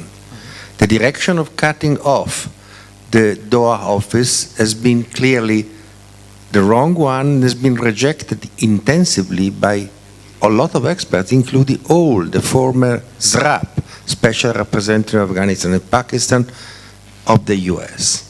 So this means you want to talk with them. Now the argument is you want to talk with them when they are weaker. Watch out. The point is that if they are weaker, too weak, then it does not mean that the hostility will go down. They may spread in a different way. You can have other groups going on. You can have chaos. You can have a solution, Syria-type solution. That's what you want. If you don't want to do this, if you don't want to have this, the main point is talk with the Taliban soon. Okay. And the specific questions are? Yeah. As far as they are relevant. Thank you. Thank you very much. Dr. Spanta, if you said it's a comment, brief, please. Brief. Because I've not allowed others comments, so brief. Brief, please. من خب گفتیم من نام اسپنتاس عضو انستیتوت مطالعات استراتژیک افغانستان هستم. تاریخ همکاری ما با ایالات متحده آمریکا از یک طرف یک تاریخ همکاری برای ثبات و بازسازی افغانستان بوده، بدون شک همونطوری که معاون وزارت خارجه وزارت دفاع گفت. شما میفهمید که قرارداد همکاری‌های استراتژیک. From our friend from Pagwash. The number one, peace and reconciliation is the top priority of this government. We are willing and we have been calling consistently for peace and reconciliation, as has been President Karzai for the last 12 years. We need a willing partner on the other side. And the second thing is, who are the Taliban? Taliban is not a monolithic organization. Who should we talk to? They're a mix of ideological Taliban, criminal Taliban, foreign fighters. One third of the fighters who are with the Taliban are foreign fighters. So if you can define Taliban, we'd be more than willing, but we have been consistently calling for them to come and tell. So if you let me finish, but I know you're in the peace business, Pagwash is in the peace business, and you have to make your own case here. Let me come back to the issue of the mention of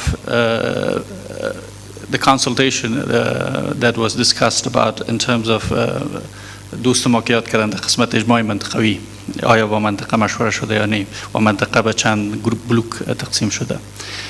منطقه برداشت می است که هیچ وقت به استثنای شاید یک مدت زمان بسیار کمه و هم به خاطر منافع خودشان اجماع کامل سر افغانستان نداشتن. منتها فعلا که ما شما میبینیم حداقل در مسائل اقتصادی، ترانزیت و در مسائل آب و در بعض مسائل دیگه ما یک اجماع در منطقه آوردیم.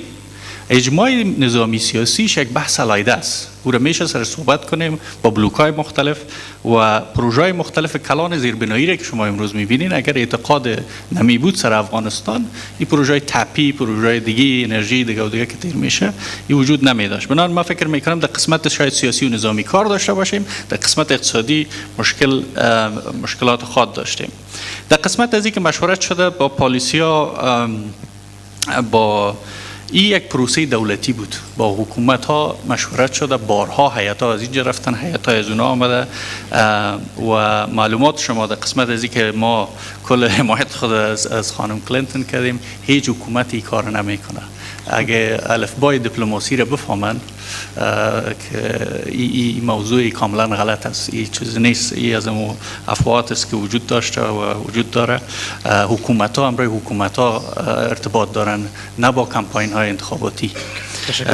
موضوع آخری که مانده بحث استراتژی ترامپ های نقشه رای وجود داره و نداره. مشکلات ما با جمهوری اسلامی ایران من حیث یک شریک، یک همسایه بسیار خوب، امور رقمی که دکتر سپنتا گفتن و تا هنوز یک شریک قابل اعتماد و یک همسایه بینهایت خوب می‌نگریم. یک دو، ما کمیته کاری داریم و کمیته کاری امنیتی هم جایی هست که ما روی ازو سر از این مسائل صحبت میکنیم و او صحبت‌های ادامه داره. سوم، ما هر نگرانی را که برادرای ما و خواهرای ما در جمهوری اسلامی ایران داشته باشن از طریق کمیته به شمول آب مذاکره میکنیم، صحبت میکنیم. منتها تا روز امروز حکومت جمهوری اسلامی افغانستان هیچ و از خاک ما هیچ نوع تهدید متوجه ایران نبوده، نیست ما بر علاوه که تهدید نبوده، همکاری‌های ما در یک سطح بسیار عالی قرار داشته و اگر نگرانی‌های امنیتی هم باشد، اما کمیته‌های امنیتی و کمیته‌های آب و کمیته‌های اقتصادی که است روی زو صحبت خواهد کرد. تشکر. Brianne, you go ahead and then Dr. Shufi. And if you could keep it brief, please. Just speaking to the part about the U.S. creating a military policy for Afghanistan without Afghanistan's permission, we are here, the U.S. military is here because the Afghan government allows us to be here. If there ever comes a point when the Afghan government no longer allows the U.S. military to be here, we will depart. When we look at why the U.S. departed Iraq, it was because the Iraqi government did not want us to be there anymore. I mean, we did not sign the bilateral security agreement because the two governments could not agree. The U.S. departed. Now, obviously, there were consequences for that departure, but that was the original reason why we left. You look at what's going on today and, you know, who would be here if the U.S. was not here? You have a variety of partners with very capable armies. China, Russia. If you don't want the U.S. military here helping you in this fight, there are a number of other countries you could engage with. So you do have options, absolutely. We are here because you would like to work with us. The NATO forces are here as well, but we are clearly not the only options. Thank you very much for the question, but the question needs a longer answer because the young people won't know it. The question is that I as an individual, we opposed a Pakistani and American intervention in Afghanistan against the Soviet Russia, even before that. I was standing on the other side, and I think we were right. And at that time, had Afghan decided to stand with their own government, that government had internal legitimacy, not American legitimacy. Now the government has international legitimacy, but not internal legitimacy. And the mistrust between the two countries started from 47. And myself, since I have written about it, I was trained in Afghanistan in 1975. Against whom? Against Pakistan, which was the military training. And before that, it started, our youth started to be trained in 1973, when there was no Gulbuddin, there was no Ahmad Shah Massoud, there was Nadim. They went and they were trained there because of the reaction about Afghan decision to give training to Baloch youth, to Pashtun youth, to use them against Pakistan. And there was a guerrilla warfare in Balochistan, and there was a sabotage activities in Kepi. So don't tell, we want to put a zero on that past. And if you want that Pakistan is a victim, not a victim, because it has endeavored decades of the presence of Afghan refugees, and that refugees have, some of them are fabulously rich now in their own country. I knew them. They had nothing. Once I said to Rabbani Sahib was in a seminar in 2007. Then I asked him, Rabbani Sahib, that you became Mujahideen in reaction to our jihad here. But when we were going back from Afghanistan, we became paupers, nothing here. But you became king, everything, bodyguard, money, everything you had. So that past should be not repeated. And this scapegoating will remain in Afghanistan and Pakistan until and unless some basic issues are not solved. Thank you very much. We'll take, we are almost out of time. We'll take a couple final questions, and then each panelist will have a minute or two to make concluding remarks. Kaunjan, and then we'll take one more at the end. Please brief, if you could. سوال دارم. نام کاون کاکر. I have my question to the delegate from China and also from India. The Trump policy. هیچ کس شما رو نمیبینه. من از دیروز تا حالا 20 دفعه دست و بالا کردم ولی کسایی که در پنلن حاشیه رو نمیبینن. این وضعیت ماست، وضعیت ولایاتی مثل هرات که نزدیک بینی قدرت سیاسی ما رو به این روز رسانده. در مورد وضعیت دولت‌های ملی که شما داریم صحبت میکنیم، به غیر از بین المللگرایان لیبرال و طرفداران محیط زیست افراطی، اکثریت اندیشمندان علوم سیاسی و روابط بین الملل در مورد دولت‌های ملی نگرانی ندارن. آن نگرانی که وجود داره، من فقط تبصره دارم، آنچه که وجود داره این هست که شبه دولت‌ها فرو میپاشن، شبه دولت‌هایی که در اونا کردستان پیدا میشه، شبه دولت‌هایی که در اونا کاتالونیا پیدا میشه. اگر چنین سیاستی در مورد حاشیه‌ها وجود داشته باشه، داعش هم شاید با همکاری نیروهای بین المللی از افغانستان برداشته بشه، طالب هم برداشته بشه، اما نگاه تبعیض‌آمیز به مناطق اطراف افغانستان این میتونه پتانسیل بسیار بزرگی داشته باشه به خاطر اینکه تشکر. هدف سوال بود ما ایجاد بکنه. تشکر. سوالی هم که من دارم اینه که از دوستایی که در اینجا هست، هر یک از دوستا که میخواین جواب بدن، این هست که زمانی که در استراتژی جدید ایالات متحده آمریکا آمده عنوان شده که ما به حکومتداری و دولتداری در افغانستان توجه ویژه‌ای نداریم، اگر قرار به این باشه که سیاست 16 سال گذشته در مورد ولایاتی مثل هرات همچنان ادامه داشته باشه که شما با در یک میدان هوایی بین المللی قرار باشه در هرات داشته باشه ولی مجبور بشیم از کشور خوب به کابل بیایم، باز دوباره بیایم به هرات، این نگاه چگونه میتونه که مسئله امنیت در افغانستان تامین بکنه؟ ممنون شما. And my question is referred to the delegate from Pakistan. Isn't it better to let's agree to opposing new strategy of President Trump for South Asia? Isn't it better let's work cooperatively and help this strategy become successful in the region? Okay, thank you. Since there are lots of evidence that Pakistan support these these groups, terrorist groups, there are lots of evidence. And quick question from the delegate from USA. Don't you think it is a bit late for giving Pakistan a tough time since there are lots of evidence that Pakistan supported these insurgent groups? Let's not forget this Mullah Omar, Mullah Ahmad Mansour, Osama bin Laden, and many more. Thank you. We got your questions. Final question right here. And Ambassador Malek, you want to start? Thank you. 1 minute, please. Okay, thank you very much. I really learned from all these interventions. My final remark is just bringing your attention to one event which has happened a few months ago in Afghanistan. The United States used a bomb called Mother of the Bombs in certain villages there. I don't know what justified them to use that bomb in that area.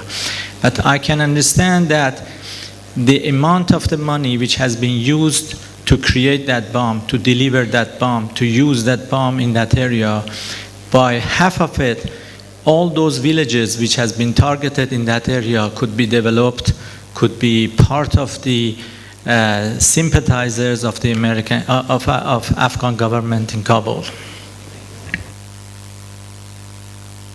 A specific answer to a specific question. Well, as for the Belt and Road, let me just answer this.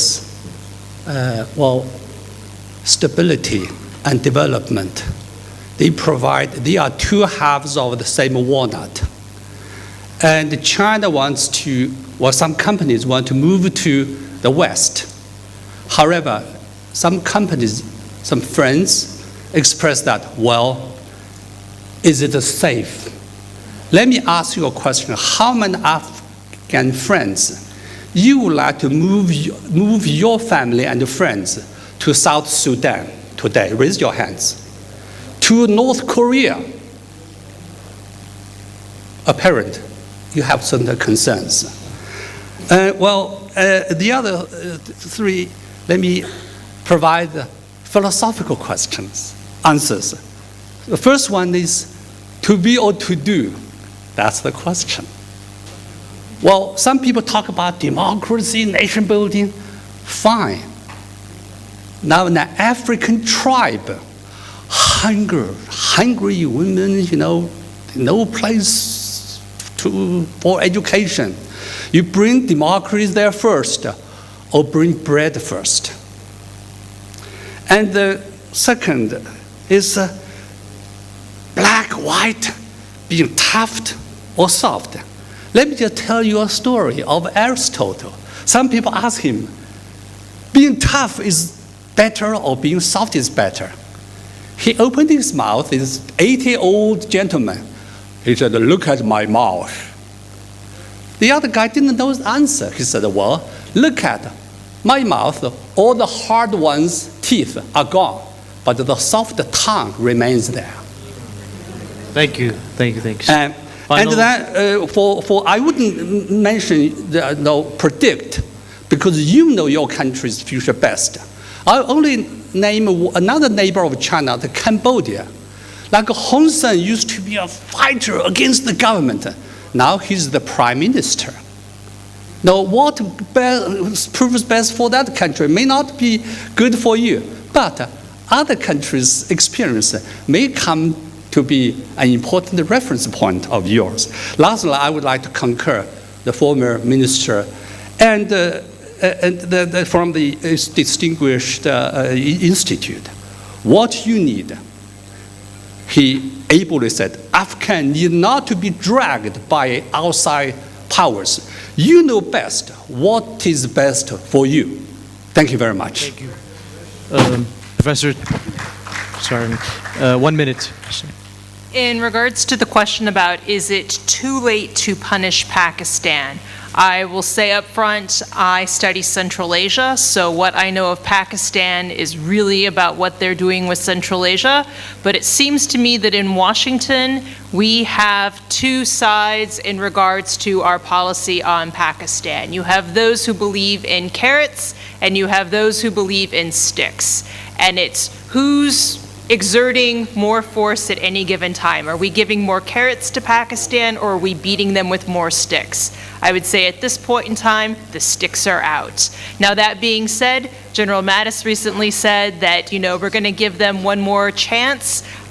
We seem to be working on some projects at the moment with Pakistan, so there probably are a few carrots getting tossed their way as well. Thank you very much. 1 minute. Not 1 minute. Actually, this, as I told you, the blame game will continue if the present difficulties finish. Even then the blame game between the two countries will continue. And to my mind, the immediate solution for this problem of fueling the insurgency is that Afghan delegation should go to Pakistan and they should make sure that all the refugees are repatriated to Pakistan, to Afghanistan. Not a single Afghan is left there. That would be the ideal, and it should be monitored by United States or UN. This is one solution for this, that not a single Afghan, whether Talib or non-Talib, be left. Otherwise, this blame game will continue. But when they are deciding to repatriate Afghanistan, there's a halubali, there's a lot of, from the United Nations, from Afghanistan, that we cannot sustain them, we cannot bring them here because there is no security. I think we must talk in direct manner. And that is the only solution to me, is repatriate our Afghan, once and all, to Afghanistan. Then this present difficulty will probably finish. But if you don't repatriate the Afghanistan, you want them to remain there and to be there. Nobody knows who is the Talib in ordinary Afghan. Nobody can identify who is running here, who is Talib. Nobody, Pakistan cannot put every human, every spy or every ISI on every Afghan. Do it. Ambassador, we'll give you a little more time because you haven't answered any questions yet. You've been patient, so we'll give you 2.5 minutes. Thank you. Firstly, Kawan, thank you for your question. I think I did mention that in addition to the major projects that we have done, Salma Dam and various others, you know, the Parliament building, the transmission line, the Zaranj-Dilaram road, I wonder if any other single country has done as much. And the capacity building, in particular scholarships for Afghan students and various other programs. We have made a commitment for 1 billion for the future. Now, as in the past, really what they're going to be spent on is going to be determined by mutual consultation and really going to be led, Afghan-led. But the focus that we are thinking now is we have expanded our commitment to what we call the small development projects. That means projects that should benefit the grassroots, as well as an initiative that we took some years back, which is a focus on dovetailing development assistance with actually trade and investment. And so you've seen, for example, we have started the air cargoes from Afghanistan to India in order to open up or at least make that Indian market much more accessible. And really speaking, the conference that we had organized was to actually fulfill or fill another lacuna in the overall strategy that we have seen for Afghanistan so far, which is fine. You know, security is very, very important, but in the eventual analysis, you also need an economic strategy. And an economic strategy needs an investment strategy into the mineral, agricultural, and human resources available in Afghanistan. So that's what we'd like to see. The two comments and clarifications, Honorable Deputy Defense Minister mentioned a kind of identity of views between India and Pakistan on some issues. I would like to clarify that there's a major difference. The major difference is that we support those elements of the US strategy that are there in the new US strategy. What I was pointing out to was certain lacuna, particularly for a strategy that claimed to combine all the instruments of power, military, political, and economic. And in that context, what I was really pointing out was lacuna. We know this is a work in progress. Details are to be fleshed out, whether it's an economic strategy or a political process or a regional strategy. I think these are things that we need to build upon, and that was the spirit in which I said. And the last point, very important, because I think questions were raised about India-Pakistan. You know, I should like to clarify very certainly that India's relations with Afghanistan predate Pakistan by at least 2,000 years, if not more. And our presence here, is linked to the development and stability of Afghanistan. Now, the Honorable Professor Sufi brought in Kashmir into the matter. This is completely unacceptable to try to justify terrorism with which Pakistan is associated in the world with its activities with our position on Kashmir is absolutely untenable in law or in political practice. Minister Assi, not competitions. Please, settle your scores and differences somewhere outside of Afghanistan. Secondly, let's welcome this new strategy because the region doesn't have a strategy and all of you have more criticism rather than offering something. So when you have an offer, I think it will be also subjected to many criticism. And it's also, fixing many of your security problems because many of the dirty work is actually being done here. Many of these terrorists, by the way, are Pakistanis, Iranians, Chechens, Russians, Uzbeks, Tajiks. We are fighting them. It's for your security. Chinese Uyghurs, and so many others. So let's get into that we are fighting for your security as well as for our own security, and you have a credible and reliable partner. Another thing, Pakistan being a scapegoat. I want 1 minute here.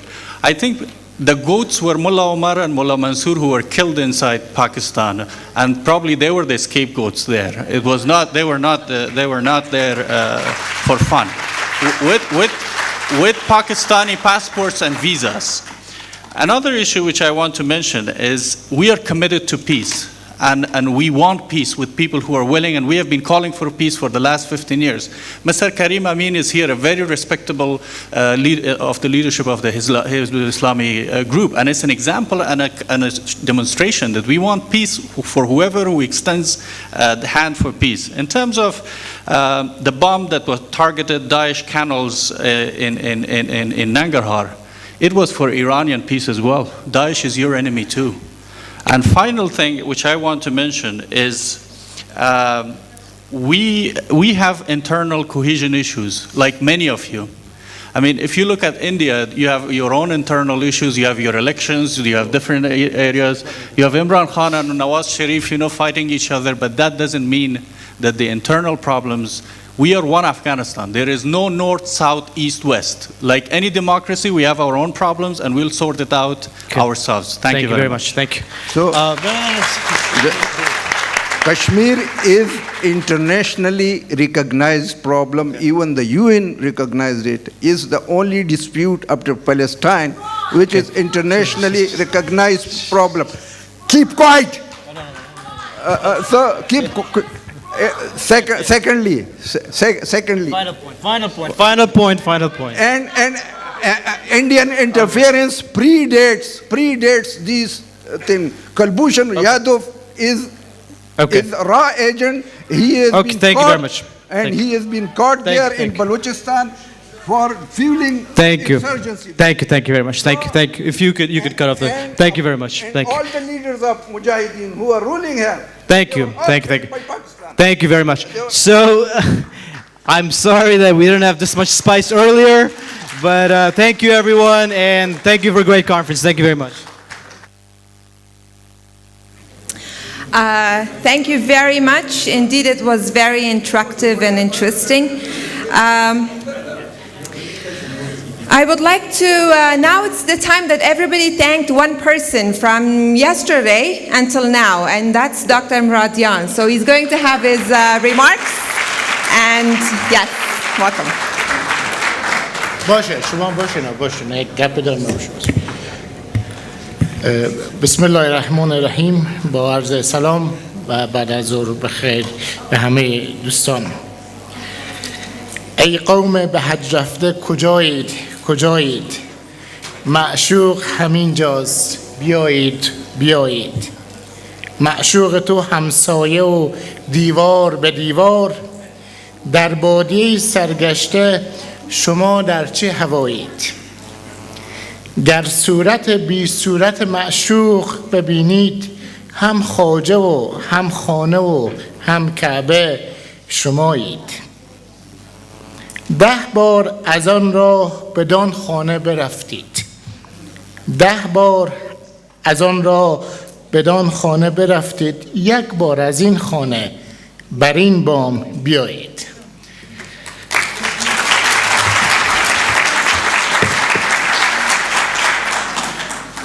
متاسفانه انگلیسی من آنقدر قوی نیست که بتوانم این شعر قوی با محتوار ترجمه کنم این هست که انشالله دوستانی که انگلیسی ما بهتر از ما باشد میتونن کمک کنن در فرصتهای بعدی اما این شعر فلسفه گفتگوهای امنیتی هرات به نمایش میگذارد که این هست که راه‌های گوناگون همه ما جستجو کردیم و میکنیم برای صلح و ثبات اما او راهی که باید جستجو کنیم که راه گفتگو و تفاهم باشد کمتر به او در او سرمایه گذاری کردیم و ما میخواهیم از همین این شعر برای ما الگویی باشد در مورد هرات ما خیلی شنیدیم اینا هست اجازه بدین که من در مورد هرات فقط مثال بزنم نه که من از شاید فکر کنم که من از هرات باشم اما واقعیت هرات ما میخوایم در این پنل ببینم که رابطه هرات با اینها چگونه است از آقای ملائک شروع میکنم که بخش از جمهوری اسلامی ایران هستند و کشور فارسی زبان هستند و بیشترین کتابی که به زبان فارسی چاپ می شود هست و خیلی از شعرهای زبان فارسی هست و برای ایرانی‌ها هرات بخش از قلب وجود اینا هست اینا هست. یعنی کمتر ایرانی من ندیدم که عشق و محبت به هرات نداشته باشه. دوستم آقای الجان از ترکیه هستن و یا دوستای ما که از ازبکستان هستن. هرات پایتخت معنوی ترک زبانا هم می باشد. امیر علی شیر نوایی چند صد متر از اینجا فاصله دارد، آرامگاهی هست دیگه. و وقتی که شما با یک ازبک صحبت میکنین و میگن از هرات هست، از امیر علی شیر نوایی صحبت میکنن. پس برای فارسی زبان ها، برای ترک تبار ها، هرات بخش از وجود اینا هست. از دوست ما از کشور چین، خب ما چند وقت قبل رابطه رسمی دیپلماتیک بین افغانستان و چین یک مراسم داشتیم که به خصوص وقتی که دکتر اسپنتا بودن. اما اگر به تاریخ مراجعه کنید، در سلسله قرن 14 ما یک هیئتی از چین به هرات آمد در زمان تیموریان. مینگ دایناستی وجود داشت و اولین رابطه رسمی بین افغانستان فعلی و چین در قرن 14 در زمان مینگ دایناستی مینگ برگزار شد و چندین ماه کتاب‌های تاریخی میگوید اینها در هرات حضور داشتند و یک کتاب هم به زبان چینی در مورد او نوشته شده است. در مورد براین تد که از ایالات متحده آمریکا هست، آقای جنرال مکمستر همه ما نامه‌ای شنیدیم. جنرال مکمستر در افغانستان اینجا خدمت میکرد برای 2 سال در ناتو و اولین رتبه نظامی از او از طرف پنتاگون داده شد و از او خواسته شد که برای دریافت او مدال و اون مراسم از او به آمریکا سفر کند.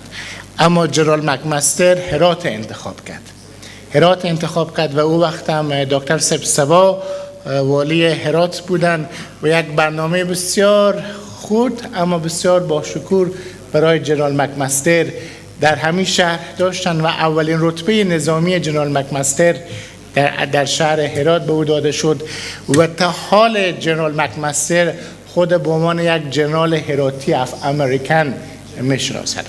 ما یک اطمینان میخوایم بدم در مورد استراتژی جدید آمریکا. من نمیخوایم اظهار نظر کنم چون من به عنوان میزبان حق اظهار نظر ندارم، اما جنرال مکمستر یک فرد بسیار عالمی هست. حالا هرچی ما میخوایم از سیاست‌های آمریکا غلط کنیم، اما واقعا یک کسی هست که یک جنرال خردمندی هست. آمریکا رو دوست دارد بدون شک، اما نگاهی که جنرال مکمستر دارد یک نگاه بالاتر از یک نظامی هست. پس اینا هست. در مورد دوست عزیز ما از پاکستان، ما حدود 9 نفر مهمان پاکستانی دعوت داشته بودیم. اینا متاسفانه پرواز پنجشنبه اسلام آباد به کابل لغو شد و اینا نتونستن سفر کنن به کابل و ما تلاش کردیم که اونا از راه دبی بیاین. او هم متاسفانه و گزینه راه حل نشد و تنها آقای جمعه خان سفیر داشته باشیم. اما در مورد هزاران مورد هست در مورد رابطه افغانستان و پاکستان. یک از موارد چند وقت پیش یکی از آرامگاه‌های صوفیای معروف پاکستان، شاه جان قلندر، تروریست ها از بین بردن. شاه جان قلندر از هرات است، یعنی پدران از هرات بود، آن زمان سبزوار بود. از سبزوار مهاجرت کرد، رفت به پاکستان و در اونجا اقامت گزید و به عنوان یک سمبل شد. پس شاه جان قلندر وقتی که آرامگاه از تروریست‌ها از بین بردن، مثل این بود که بخشی از وجود ما افغان‌ها آباد شد. از رابطه هند و افغانستان هم در تایید شما که رابطه ما 70-80 ساله نیست. اگر دوستانی که به کازرگاه شریف تشریف ببرند، بخشی از کارهای چوبکاری که در آرامگاه کازرگاه هست بودایی هست. یعنی خود همون کازرگاه شریف که یکی از زیارتگاه مقدس ما مسلمان ها هست، بخش از معماری و چوبکاری از او بودایی صورت گرفته است و که خود ما هم در دیلی هر افغانی که می رود به دو جامعه می رویم، به شفاخانه می رویم، اول پیش دوا و دکتر میریم و اما یک جای دیگه بریم که قریب نواز چشتی میرم و قریب نواز چشتی ابو یک ولسوالی ما هستن. تمیم جان هم که اینجا درس خواندن دیگه، اینجا از یک از هرات. بر صورت هرات بخش خب ما باید کشف کنیم دیگه، اینا باید اما مجیب جان هم دیگه اینا آمدن دیگه انشالله هستن. بر صورت هرات بخش از افغانستان هست و شما آینه افغانستان در هر کوچه و بازار این شهر میبینین دیگه. بله نه خواهش میگم، نه بزرگی شما رو نشان میده.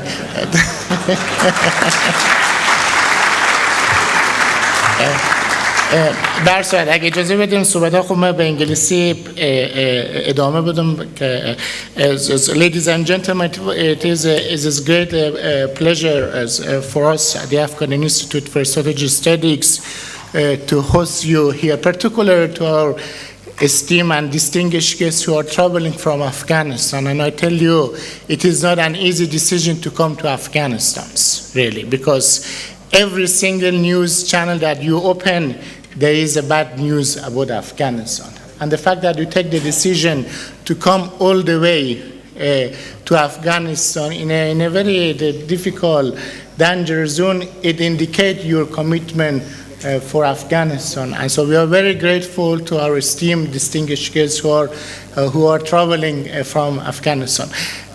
Last year, one of our Russian colleagues made a good suggestion. I shouldn't say this, it is a bit controversial. He says that when I enter Afghanistan, all fears overwhelm me because it's too dangerous, because all bad news about Afghanistan, and I see that I'm going to die because there is a terrorist attack, there is a rocket. And he suggests that we have to provide some whiskey to calm down our foreign guests because it's too dangerous for them here. But since being Islamic Republic of Afghanistan, unfortunately, we cannot provide whiskey to our guests in order to calm down. Yes. So really, we are very grateful to our distinguished and esteemed guests who coming all the way from Afghanistan here.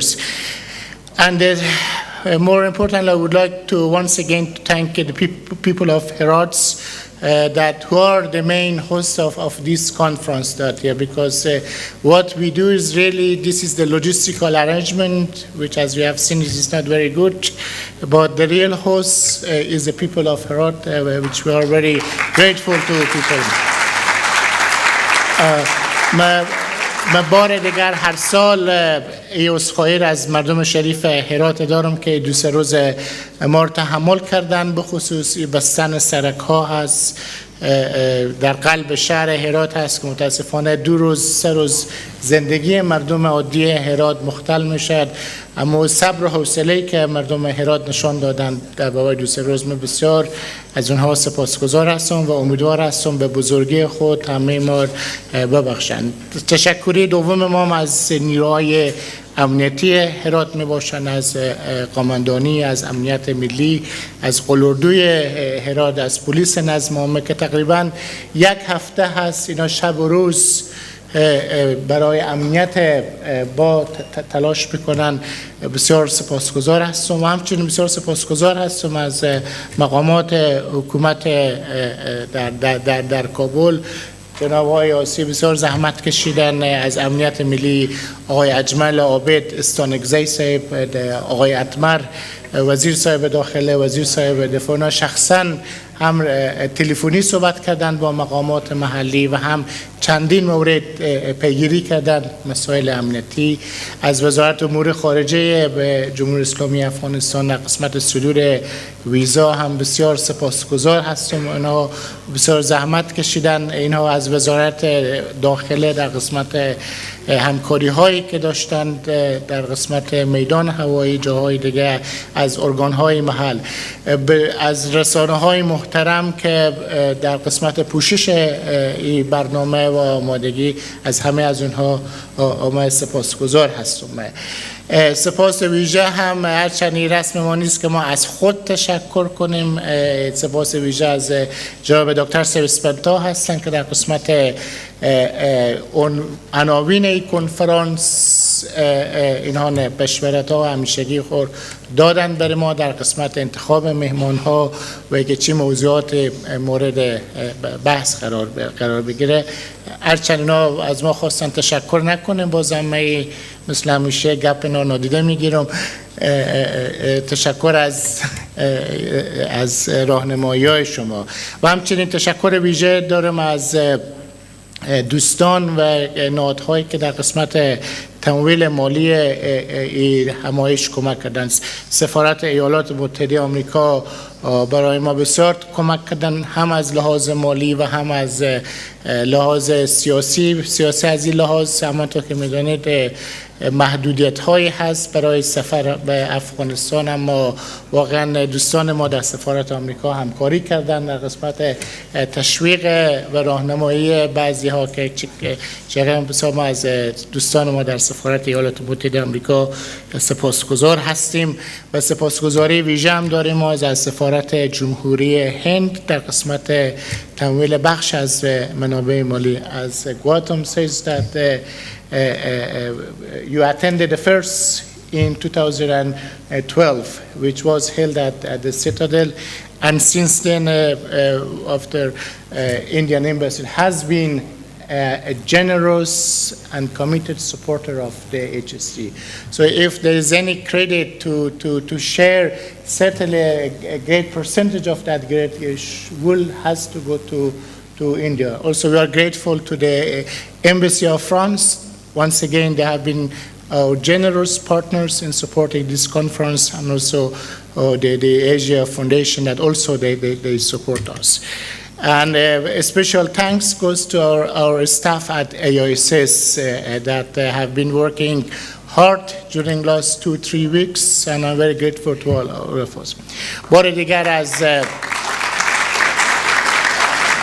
همه شما دوستان عزیزان سپاسگزاری میکنم. امیدوار هستم که